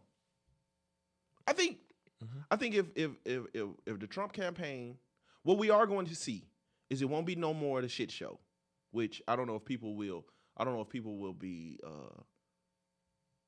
I don't know if people will want to watch if there's not a shit show. But from here on out, from 2028 on out, we will see some top tier fucking politician. Oh yeah. Because now you're gonna have if Trump does great in the White House, which I'm predicting he will be there. If Trump does great, I think this gives J.D. Vance an opportunity to become the candidate. So you got J.D. Vance, you got Byron Donald, Vivek. But people say he it's the way he talks. Like it feels like he's smarter than everybody else. But you got him versus you got homie in California. I think he got a legit shot. The Newsom, Gavin Newsom. Yeah. I think he got a legit shot. Really? Yes. Shapiro. You got Shapiro, Josh Shapiro, which he should have been the vice president. He should have been running. Yeah. They are elite politicians. Like, they can talk that fucking talk. So it's not going to be the shit show no more. It's going to be, these niggas from a intellectual, just intellectual wise, it's going to be some elite shit coming. I just want to see Van Jones cry again on Tuesday. Oh my God, I'm so sick of this. I just want to see this shit again. Crying ass nigga, stop crying. I'm so sick of that nigga. Man, pandering and crying ass shit. You know, one thing I have noticed that I really cannot stand from watching legacy media is when the host cuts off the guest. Yes. Oh my God. Well, Abby Phillip and what's her name, Laura. Coates? You know what? I was listening to this lady named Megyn Kelly. You know who Megyn Kelly is? I heard of she used her. to be on Fox News. She's fucking incredible, right? She had old dude on. They had like a 40-minute discussion, but she had old dude on that. If you watch CNN this past week, they had like a back and forth. It was I think the brother's name was Mindy, and then Black dude. No, he's like he's Middle Eastern, I think. Oh, talking about the dude that got the beeper comment? Yeah. Oh. So we were all at the table. Like, this is family. You was watching it live? I was watching it live. Okay. This is family time for us, right? So I'm, usually when I come from the gym, I'm sitting in my chair and shit. I'm not old guy now. That's crazy. I got a designated chair now. Yeah. But I'm sitting in my chair. A recliner at that. I'm sitting in my chair. Me and wifey on the couch. The kids, the kids are helping with dinner. They cleaning. They doing all that shit. We all in the kitchen. Mm-hmm. So I'm watching. And, they going back and forth and shit because they was talking about this is the Nazi talk at this point. Yeah. Mm-hmm. And then homie just started talking and dude said, I am I'm for the Palestinian people. Mm-hmm. I'm used to being called Semitic. Semitic. Yeah. And dude was like, well, I hope your beeper doesn't go off. That's and I said, oh, front, like, ooh. But it wasn't even that though, because that came off like real slide, right? They kicked him off before commercial break. It was afterwards. It was they only showed on the internet. They only showed the I hope you're deep, and then you see the sister say, oh wow, and then the video kind of cuts off. It was that 2 to 3 minutes afterwards where it's extremely awkward. They forced themselves to go to commercial break. Yeah, it was extreme.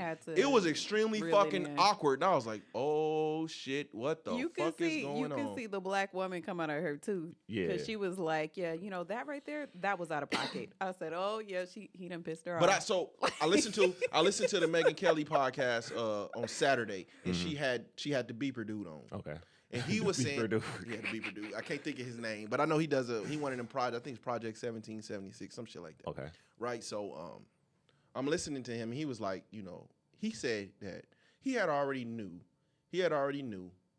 that his time on there wasn't going to be for long. Mm-hmm. He said he was actually waiting to debate with somebody else, Brian Stelter. They had fired him, and then they brought him back. Okay. He said he was waiting to debate with him, and he knew he was going to get fired then. Mm-hmm. He said at this point in time, they had called him. He said usually about 30 minutes before the show, the producers will call you. Mm-hmm. And they'll tell you the rundown and what y'all going to talk about. Okay. And he said, I think a few minutes before the show, they called him and they reworked the show. Mm-hmm. And he said he was already like really, really annoyed about it. Mm-hmm. And then he said he sat him down. And he said, he's like the token Republican. Mm-hmm. That's they do that. He know they slander and shit.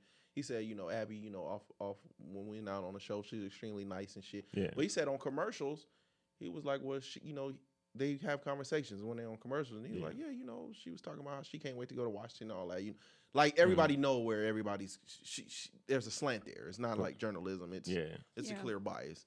And he said, he said the lady, the sister next to him kept saying, they was watching it during commercial, and she kept on saying, like, this is white people humor. This is white people humor. He was like, what the fuck? You know what I mean? Mm-hmm. Yeah. That's how he was taking it. Mm-hmm. Then he said during when they was going back and forth, he was like, when he said he was pro-Palestine, he was accused of calling dude anti-Semite. And then that's when on the video, he's like, I never called you that. Right? And he's like, I'm used to, like, I'm for the Palestinian people. And he said, you can hear him say, are you Hamas? When they're going back and forth. But with the problem was when the man said, I am. Well, he said he had, see, if you go on the internet, see, this is what legacy media don't say. If you go on the internet, the guy is on there saying like, if you ain't like calling people apes and all this shit. He just got, the rhetoric is real bad. He was fired from MSNBC. And if you get fired from MSNBC, you're kind of bad on it. Right. So he said, I just was so annoyed, I'm just gonna throw a joke at it. Fuck it. He said, I'm just gonna. I think it's like gay humor. I think he's kind of gay. Yeah. But he was like, I just got annoyed and said, fuck it. I hope your beeper doesn't go off. That shit was a bar, boy. He said when it went to commercial, dude stormed out. So he left. Yeah, he said dude stormed. So that's why he was like, he had a problem with the video. Mm-hmm. So Abby Phillips came back and made like a video and put it on the internet. Yeah. But he said as soon as it went off, the Mindy dude stormed off. Mm-hmm. And then he said Abby was just sitting there like quiet. And then the producer text him saying, we you gotta want you go. to leave. And then it was later on when he seen the CNN banning shit. Damn. That's crazy. But that was like the 2 to 3 minutes After the comment. After the comment was when, like, my girls was kind of like, what the fuck is happening right now? It was like really. So yeah, it was awkward as fuck, man. But you know, it's tension, man. It's tension. You think people was too sensitive? Because I get where it's coming from, and I understand like how offensive it was, but it was a bar though. That was. I think with CNN it has a real problem right now. They try to be both sides. They can't. Yeah. But it's really impossible with Trump because so much attention and so much ratings come from saying he's such a bad guy. Mm-hmm. You know what I'm saying? So they try to bring this like token Republican on there. And then they argue with him the whole way. What's the one guy? He don't go for none of that shit. The one I told you, I said I really like him, but I can't remember his name. Oh, Scott. But on the internet, they trying to get him off the fucking show. Damn. Really? But he don't be playing that shit. Right. He don't be playing that shit. So I think CNN is in a real tough spot right now. And then with the internet and all of that shit, it's like you can easily. So they was in they'd really look bad this week when they were saying that Trump called for the assassination of somebody, Liz Cheney. Then the internet posted to full clip, and then you like watching CNN. It's kind of like, dude, what the fuck is this? You know what I'm saying? So they gonna have some real issues over there on CNN when this shit is over with. Because what position are y'all gonna have? Mm-hmm. And I didn't know Fox News was the highest rated. That's the highest viewed channel. Yes, by far. Absolutely. I've been watching more Fox News the last 2 months. When you look up the ratings and on Fox, it's not even close. It's not even close. That's crazy. Right? Mm-hmm. Yeah, so we gonna see, man. We gonna see. And we'll be back, and then hopefully we ain't got to talk about this shit no more, man. I know our listeners probably like, here we got they go. Well, I mean, it's every 2 to 4 years, but I think everybody is paying attention now because of the hatred for Trump. But I think when that shit is gone, and you got 2 genuinely nice guys up there, I think people are gonna stop paying attention. Mm-hmm. Yeah. Somebody let me know when they putting the utilities on there for us to vote on these utility rates, because I'm sick of NV Energy. My God. I don't want to talk about monopolies because between that and Cox Cable, boy, all them motherfuckers kiss mine. Cox and the gas company now. I'm like, y'all are out of control right now. Yeah, I mean, we need something. They need to regulate something. I'm sorry, wifey. Oh, we had went into my week. I ain't even wifey. We kind of touched on mine a little bit. Like I said, I did go out and vote. You know, for the first time since 2012.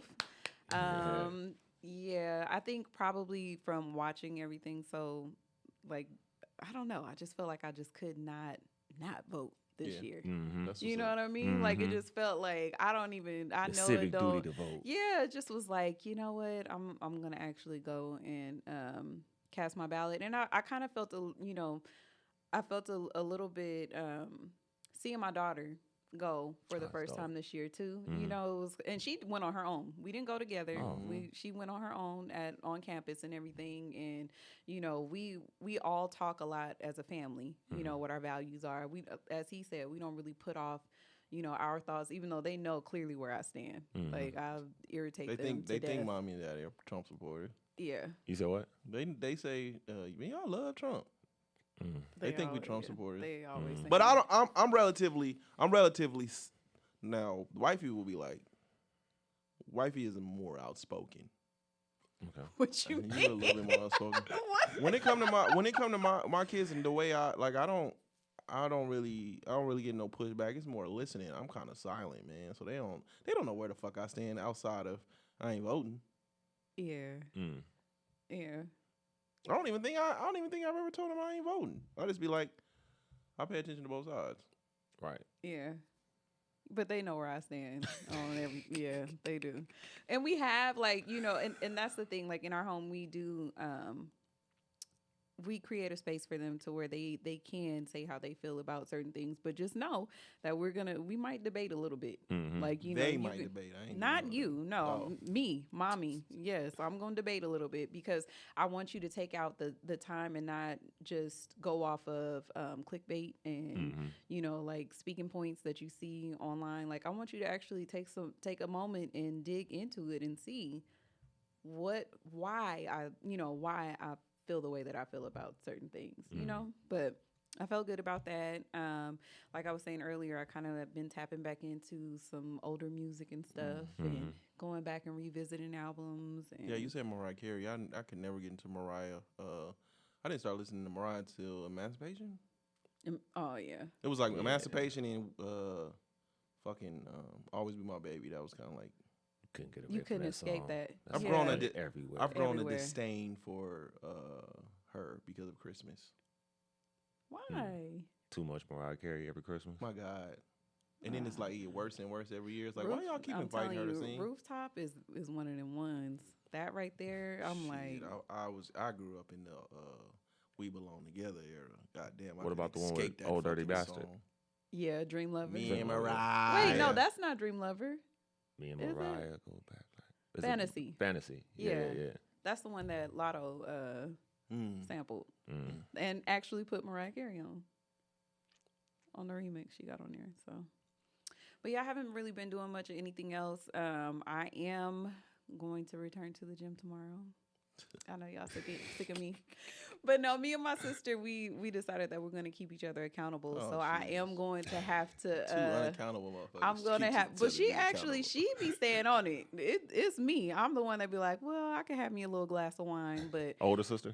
No, I'm old. I'm the oldest. Okay. Out of the girls, but yeah, so I'm like, okay, for the ending part of the year, we're gonna get to it. We're gonna really do it this time, and I'm gonna have to let go of my beloved wine on the weekends. It's gonna be hard. But I did do that dry spell like earlier this year. California you know, women, boy. That's just women in general. You can't say that. Women are alcoholics. No, I think that women in general, we enjoy our wine. California we enjoy. Women are alcoholics. That's I think not California true. women drink I know a lot of Las Vegas women that are certified drunks. So pissy drunk if you want to go there, but yeah, I think women in general enjoy their spirits. So. I'm having a hard time breathing over here, man. I don't know what the fuck is going on with me right now. Yeah, it's a little feeling a little wheezing a little bit over here. Oh Lord. And so, what's been going on, man? Speaking of drinking, man, we went to Lee's liquor and wine tasting last night. I seen it. You know what I said? What? You can't do it? Threw up at the last one. I threw up at the last one. Oh. We went to the Tequila Festival. That's all I went right for tequila. I did not make it. Because I went in guns blazing. It was no, pickle. no. So what me and wifey was doing was when we went in there, Uh-huh. I was taking, if it was good, I was taking 2 shots of everything. Right. Nah, that's what you fucked up at. Didn't make it. Yeah. Didn't make it. They was doing some interesting shit. People was walking around with like this necklace and they had like pretzels on it. And they were like, yeah, as you drink the alcohol, you eat the pretzels to soak up the alcohol. Oh, shit, okay. Oh. I was like, that's pretty clever. The one y'all was on the floor. It was at a Silver Knights play. Yeah, but it was actually on What's the the Silver It was on the Knights? floor. It's the B team for the Golden Knights. Oh. It's the Henderson Silver Yeah, Knights. where I seen y'all was on like the actual floor and shit. They was when on we the went floor for the tequila festival. and around the thing. They was both. okay. They was both. So they was around on the outside and then they was on the floor too as well. Oh shit. wow. Okay. Yeah. But it was mostly like it was wine and liquor, but I was just looking at different tequilas. Yo, I was that's getting what tequilas. But you said you was pregame before you. I had like 3 or 4 shots of that Crown before I left. Crazy. You was fucking crazy. I was good though, but then as I kept sipping, some of it I didn't ingest all the way. I just tasted, swigged, and threw the rest of it out. So I was conscious of like I didn't want to get myself Did fucked you up. find something that you like? Oh hell yeah, I got like? hella pictures. I got 2 pictures of shit I like. It's this one tequila, it's good as shit. It's infused with cinnamon and kind of like Fireball. yeah, but not as spicy. Cause you know what I was starting to learn. So when we went, Dirty tequila, cinnamon and pineapple infused. Ooh, no, that does sound good. you know what I was starting to see. Like the more expensive the tequila is, it was Yes. the more engine oilish it tastes. Engine oilish, That's your It's spot on. Yeah, the reposado. That shit tastes like the more expensive it gets, the more it tastes like engine oil. That's probably an anejo you drinking. Yeah, and then also, which one is it? Because you get like the smokier one. That's anejo. The Azul, is it? Azul? No, mezcal. Yeah, mezcal is the one that's like it's more smoky. Okay. Type of, but but the anejo too. The anejo is aged in the barrel longer. And it's darker. Yeah. Was that all you did, man? I seen you had some hookah in your hand. You had a then we left, went to Cheesecake Factory. I forgot what I ate there. I was kind of drunk then. And then we went to some hookah lounge and chilled for a minute and then took Uber back home. Did y'all didn't go to, what's the name's party? I figured y'all kind of would have went. Who had a party? Alexis. Yesterday? Oh, Secrets? I didn't know. Where did y'all, what hookah lounge you go to? Some hookah lounge on, I don't remember the name of it. I think it's called Chris's or something. It's on Sunset. No, it's on Warm Springs. They started taxing that hookah too now, man. That shit ain't cool. Yeah. That's some bullshit. I think they taxing everywhere with that damn service charge. That shit pissed me off the last time we went out. Oh, this what happened. So I'm on the floor with Tequila, right? So wifey, she in the stand sitting down. So I'm on the floor talking. Then some random girl just walked up to me, start talking. Then she just grabbed my arm and shit. Oh. So she just start talking and shit, just kikiing. And I'm like, I already know wifey looking at me. Played it cool, been nice and everything. I went back. I saw you over there. Who's that bitch over there hugging your arm? I said, I don't know that lady. You better not know her with all that ass right there. I got it on video too. You better not have been talking to that bitch. She started going off. She showed me the video. I said, see, I was a good man, Savannah. I didn't do nothing wrong. I had no parts of this. You oh, that's why you asked me that. Yeah. So well, you bring it in. So my question is, what do y'all do when your significant other is being hit on by somebody else in front of you? I just watch. I don't think this has ever happened. Really? Or unless I'm just completely he's oblivious. Like women flirt with him all the time, online, in person. Oh my God. They do. He's always like, you know, kind of downplaying it, but a lot of them, they go out of their way. So y'all never had to like interact with each other and say, excuse me. No, I've never had. No. I think there was only one time that I felt like, okay, did you really need to say that? It was when a young lady told wifey, he was like, back in the day, all the girls wanted me. I was kind of like, boo. Yeah, they always share them stories, how bad he was and about him being a whore. Do that make you uneasy? No, because he'll tell me before, even though that part kind of be irritating me a little bit. He'll be like, oh yeah, I used to mess with her. Yeah, I had sex with her one time. I'm like, damn, I don't need to know. Everybody just give you a heads up so y'all don't want to be friends. I know, yeah. I get it, and I appreciate the respect so that I'm not like blindsided by it. Yeah. But at the same time, it's gonna be like, God damn, who did you not talk to in here? It's Vegas, baby. Right, born and raised. Again, you know, the thing about me, man, is you know, but regardless of how she feels about it, it's a me thing. And I never want to put her... I know how vindictive women can be. Especially against married men, in my opinion. We can have this... We can have it, you know what I mean? But I know how vindictive women can be. Especially against the wives of married men. That they wanted previously. Right? Yeah. Like, I wholeheartedly feel like, you know, even though when we see women talk about it on like on social media and shit. I mean, these married men be in my inbox and shit and all that. Cap. But I be feeling like women, it's an ego thing for women. Absolutely. To say that. Absolutely. The committed are really uncommitted. You know what I'm saying? I think it's a power thing. It's an ego thing. It's not necessarily that men ain't shit. Is you want them to be shit and you want to prove that committed men are not shit. But in the same breath, you want that same commitment. It's weird. It's weird. You know what I mean? Like it's a power dynamic. Yeah. So, like, that's why they say, like, I'm almost pro against rings at this point. You know, I'm going to get one, but I'm pro against wearing rings. I feel like it's a magnet. Women will prey on that. I tell wifey that all the time. Like they automatically do. Like a lot of times, women are attracted to the way that you treat your wife or your significant other. They jealous of her happiness, or just not even against the man. It's proven that this man has been vetted, this man is worthy of being in a serious relationship. Mm-hmm. I want to prove that I could take him away from his wife. It's a power thing, in my opinion, right? It's just a power thing. But what I will say is, regardless of whether she likes it or not, and although I know now at my age, I can also say that because I was so secretive. Now I did have my fun, and you know what I'm saying, I had sex. Because the thing is because I was so secretive. I just come from a family that does not talk a lot about their lives and what they've done. I got more credit than I deserved. Okay. Right? So a lot of people be like, "Oh, he was fucking on all these people." Where I ain't never had to lie on my dick, right. But there's a lot of women out there that have said that I've had sex with them and I didn't, right? Kissed them on, all that shit, just weird, right?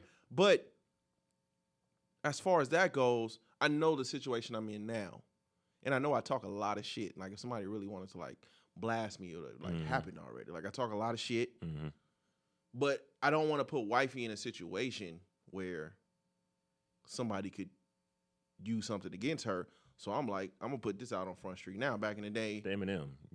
Put all your little stuff out there. Exactly. Okay. Yeah. If you live in your truth, can't nobody use it against you. Now, I do use the married man thing wisely. Right? Like if the chick ugly as fuck, I would say I'm a married man. Off top. Go say you're happily married. I'm happily married off top. If she ugly fuck. If she alright, then I'll probably go send I'm married regardless. Yeah. But I'm probably gonna send a picture to the wife, see how she feel about it, and then if not, then I'm a married man. You know what I'm saying? Like, but I think openly, I don't think I have never seen like a woman. I don't know if I've ever felt like a woman like flirting with me when my wife was right there. What about with me? Like, have you ever felt? No, but I have seen men plant seeds. What you mean? Like, hey, pretty lady. Bye, pretty lady. Oh, when we out in public, yeah. Like just old sugar daddy talk, like.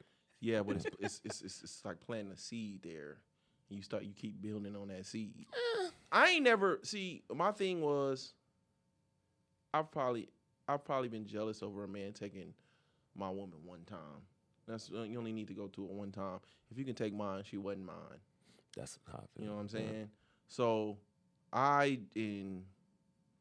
because I'm a man, I more so enjoy the fact of seeing men try.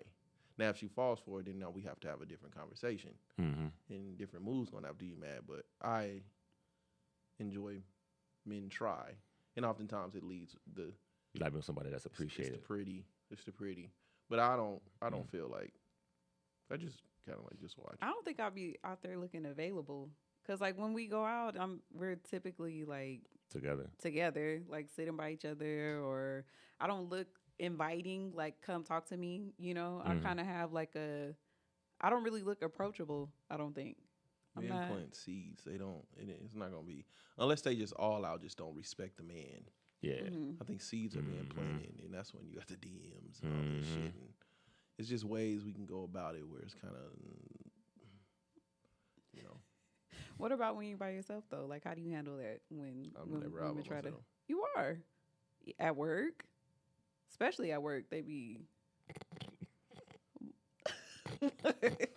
not the men. I'm talking about the women. He know who I'm talking about. Like, and then when you be out working too, like he works in the public, so he sees women often, and they be telling you come home and tell me. I'm basking like my young old man, like. The shit that used to get men and shit and all that, you like that shit don't move me no. You know what I'm saying? That shit don't move me no more. I done been with the bad bitches. I done been with the 2s and the 3s. I don't really. A lot comes with a lot of shit. You know what I'm saying? So I look at all options. A lot of that shit don't move me. If there was a woman out there that I was like, shit, all right, I just send her nothing to send wifey to social media and check her out, and if not, then you know what I'm saying? It is what it is. But. I'm very, very pro. It ain't even pro grass is greener. It's just more peaceful. You know me and wifey butt heads all the time, but our stuff be minor. Still be like it's still peaceful. I know a lot of niggas that got beautiful women and going through it. Yeah. So what about you, SO? About what? No, hold on, we ain't off of this. Oh. As a man, have you felt like in the 11 years that we've been together, no man has ever tried that you felt was like flirting with me and I was in the vicinity? When we're out? Mm-hmm. You flirting with me? Yeah, you want to reword that one. No. Not when, because I'm rarely like out without you. So it's like when we're together, it's pretty obvious that I'm there with you. Like I'm sitting next to you. Well, ain't nobody pull me to the side. Like I can not necessarily pull you to the side, but you don't go out with a group of girls. It's not hard to be like. Now I'm not gonna sit here and say that no one has ever approached me because men do. Like if I'm out by myself or if I'm out with friends, of course, like they'll try and I'm like, I'm married. You know, it's nothing to say that I'm married because I'm socially awkward anyway. So I'm like hoping like please don't. Mm-hmm. Especially like grocery stores, because the interaction is weird. I remember one man, he was trying to talk to me. He was like an African guy, and he was like, "You're not married," and I said, "I am married," and he said, "Well, where's your ring?" And I'm like, "Well, I don't, we don't wear rings." He was like, "What kind of respect is that for your husband if you're out here, you're not wearing a ring?" African was he? He was a crazy African. Oh. So it's like those type of interactions. Like it's not, for women, you don't. For me personally, I'm not like I'm trying to look as unapproachable as possible because you never know exactly where it's gonna go. Because even with that interaction, it wasn't like it started out as him being nice, and then it kind of got a little aggressive at the end. Like, nigga, I told you I'm married. Like it doesn't matter if I don't have a ring on. I am married and I'm not interested in you. It turns into, it can be a weird situation. So I don't know, but I try to look unapproachable. You think he's trying to get at you to get his green card? Probably. She full of shit. She full of shit. No, I'm not. I'll read through all that shit. Listen, you have your own ideals and all that stuff. You can hold on to that. But I know me, like I said, I'm socially awkward. I don't like to interact with people all like that anyway to begin with, so. If a man was more attractive, I'm pretty sure that situation would have lit differently. You can say a man is attractive and just be like, I'm married. I can say a man is. Now, I've never said that I didn't find another man attractive.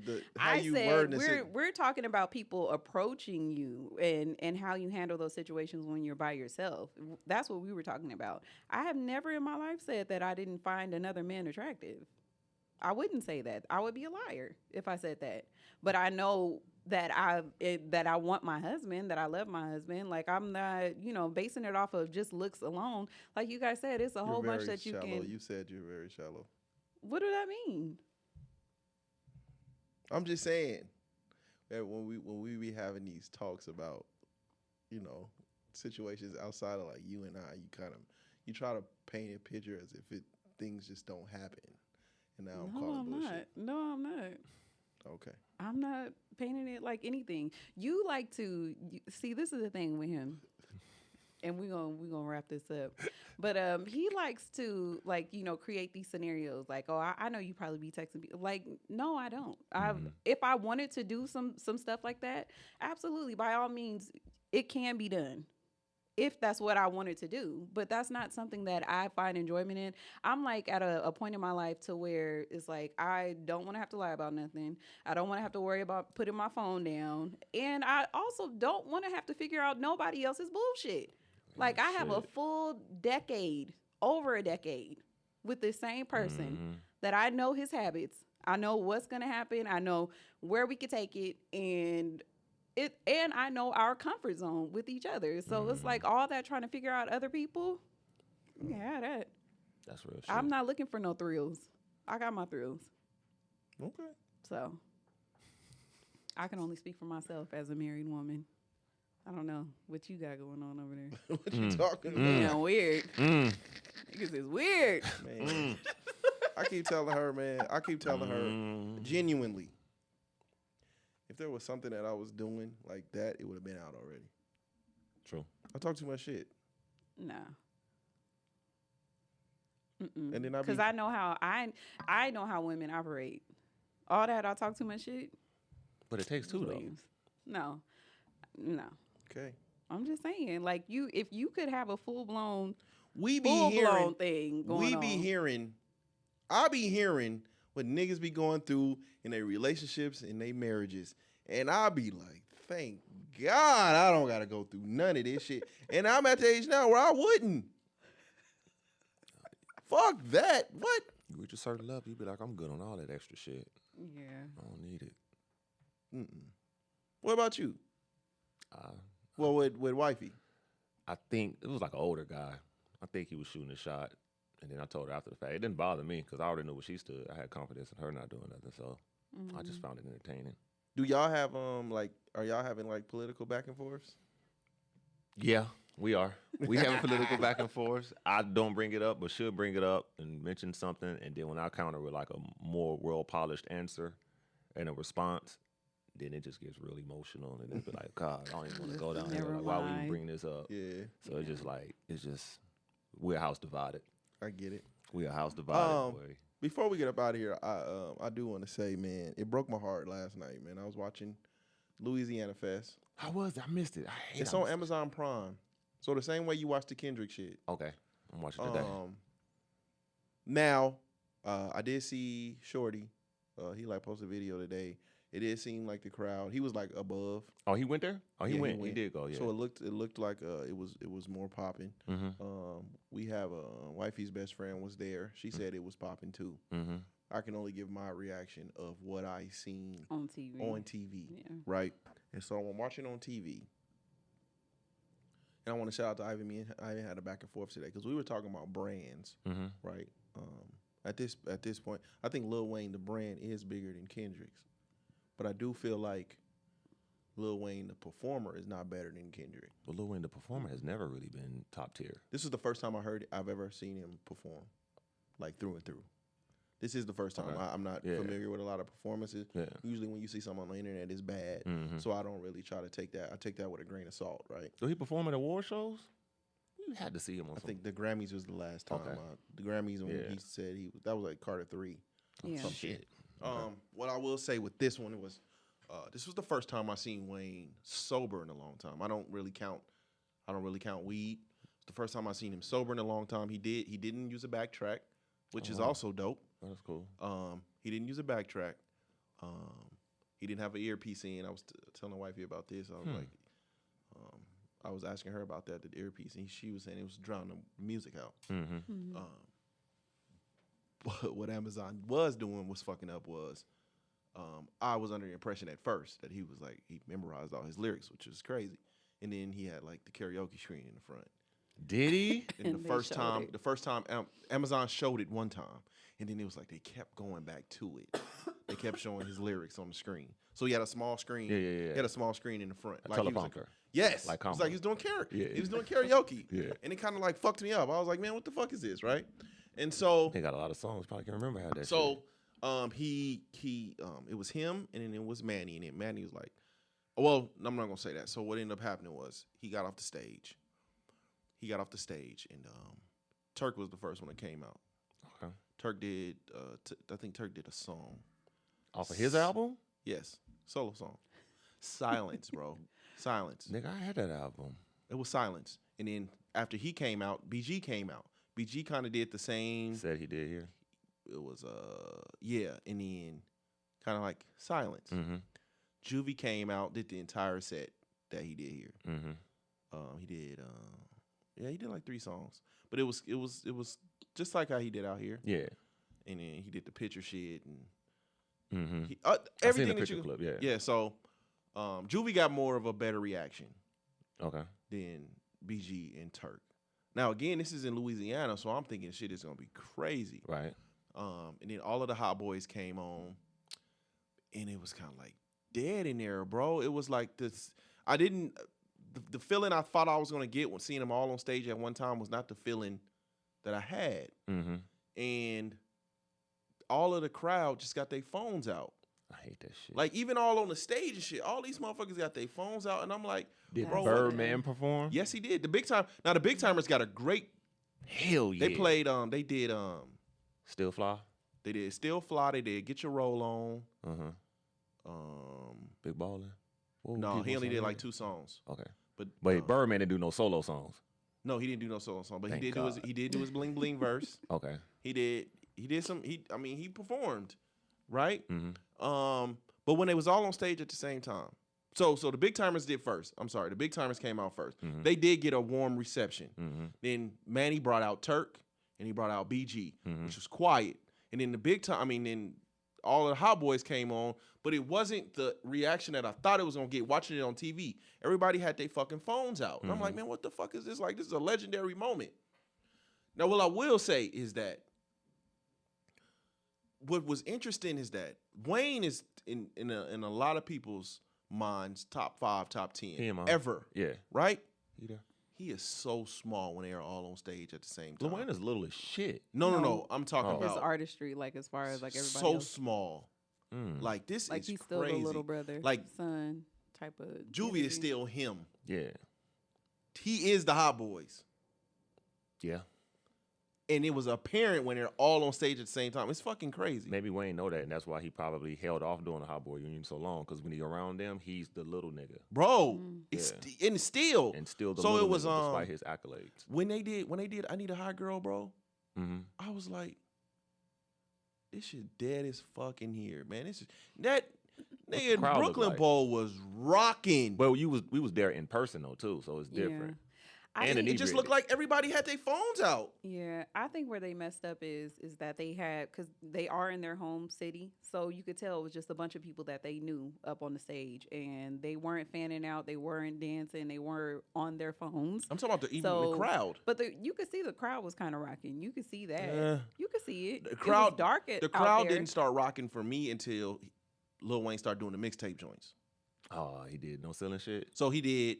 I missed the first performance when he was doing like his solo records. Yeah. Then he went into the Hot Boys reunion. Then he did. He was doing his solo records. Then he went into Feature Weezy. Then Hot Boys. Then Mixtape Weezy. So how was the crowd reaction when he did those things first? I mean, it was the crowd died down during all the Hot Boys shit. So the Hot Boys came out last?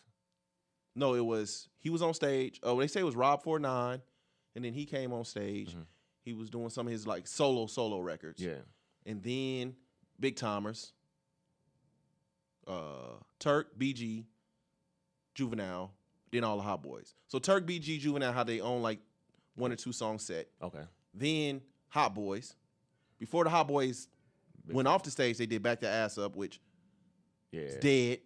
Damn. Yes, and then they went off stage. He came back on. He did some Mixtape Weezy. And then that was the end of the show. Know, they got an older fan base. Them niggas probably tired. But the crowd was warmed up. Mixtape Weezy Day was rocking. Mm-hmm. At this point in time in my life, I am anti-phone at concerts. I've been anti-phone. You pull it out to take your little videos, a minute, maybe 2 minutes, but having your phone out the entire fucking performance is just insane. And I get from an artist, your battery life lasts that long. And I get from an artistry standpoint where like everything is marketing at this point. Mm-hmm. You know what I'm saying? Everybody got everybody got you performing in their stories. It's good for marketing and things like that. But it just, man, it takes away from legendary moments, right? And it's like, you're not going to watch this shit back again. Y'all niggas is not on Amazon Prime Paywall. You don't get to experience it. It's like you're trying to show other people that you're there. Mm-hmm. That's all it is. Just to show show other people what they're missing out on rather than enjoying the moment. As a complete fan of Cash Money, that like it's disappointing. That was disappointing. It was lit up in there. Yeah, it was a lot of lights. It was heartbreaking. Damn. Well, I will say is shout out to baby. He had the OVO sweater on. Oh, did he? And then the shit happened in Toronto. What was in Toronto? With Toronto, Sacramento and Toronto was playing, so DeRozan was out there. Oh shit! And, he got pressed. Drake and what's the dude named Chubbs was like staring down DeRozan like the whole entire game. Yeah. And they actually put Drake on. He was doing commentating for a while, and he was calling like, "Get this loser off the screen." And, and if they was to ever he said if Toronto was ever to put a banner up for DeRozan, he would personally go up there and take it down himself. Damn, hey, that strong. And then I think something happened like towards the end of the game where he told DeRozan, it was under his breath, but he told DeRozan like, "Get your pussy ass out of here." Oh, and so they asked him after the game, they asked DeRozan, but they told DeRozan what Drake said, and then so what Drake said was actually on TV, like he was doing commentating, and then he was on the sidelines when he called him like a pussy and shit. But they were actively standing up, staring at DeRozan the entire time, and then they asked DeRozan at the press conference about what Drake said, and then DeRozan was just like, he would have what do you say? He would have a long way to climb up there or some shit. So good luck to him.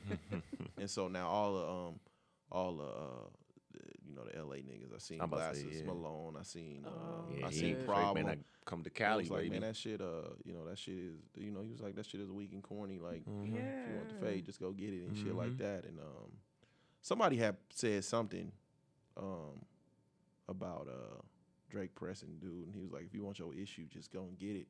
And then DeRozan had wrote dude back in his inbox. It was like, yeah, he needs to, I'm on that. Right, so.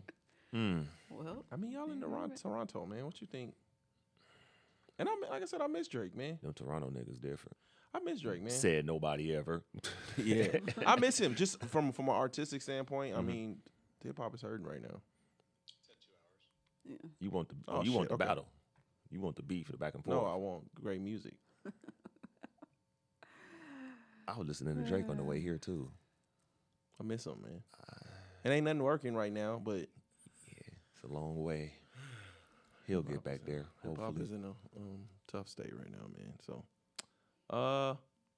where can the people find y'all at, man? You can find me on Instagram and Twitter. I am S to the O. And you can also find Ivan right there in this Halloween costume. That clip right there. Oh, man. Shout out. Boys wild that costume. Frozone. My fucking kids' Halloween candy was trash this year, man. It literally was trash. Y'all can find me everywhere. Shayna_Candy. That's SHAYNA _KANDII. You can follow me on Twitter at Just Call Me Spence. It's JUS Call Me Spence, SPENC. Follow the podcast pages on Twitter, Views from the 7, Instagram, Views from the _7, TikTok, Views from the _7, Facebook, Views from the 7, YouTube, Views 7 Network. Next week, man, we up out of here. Peace.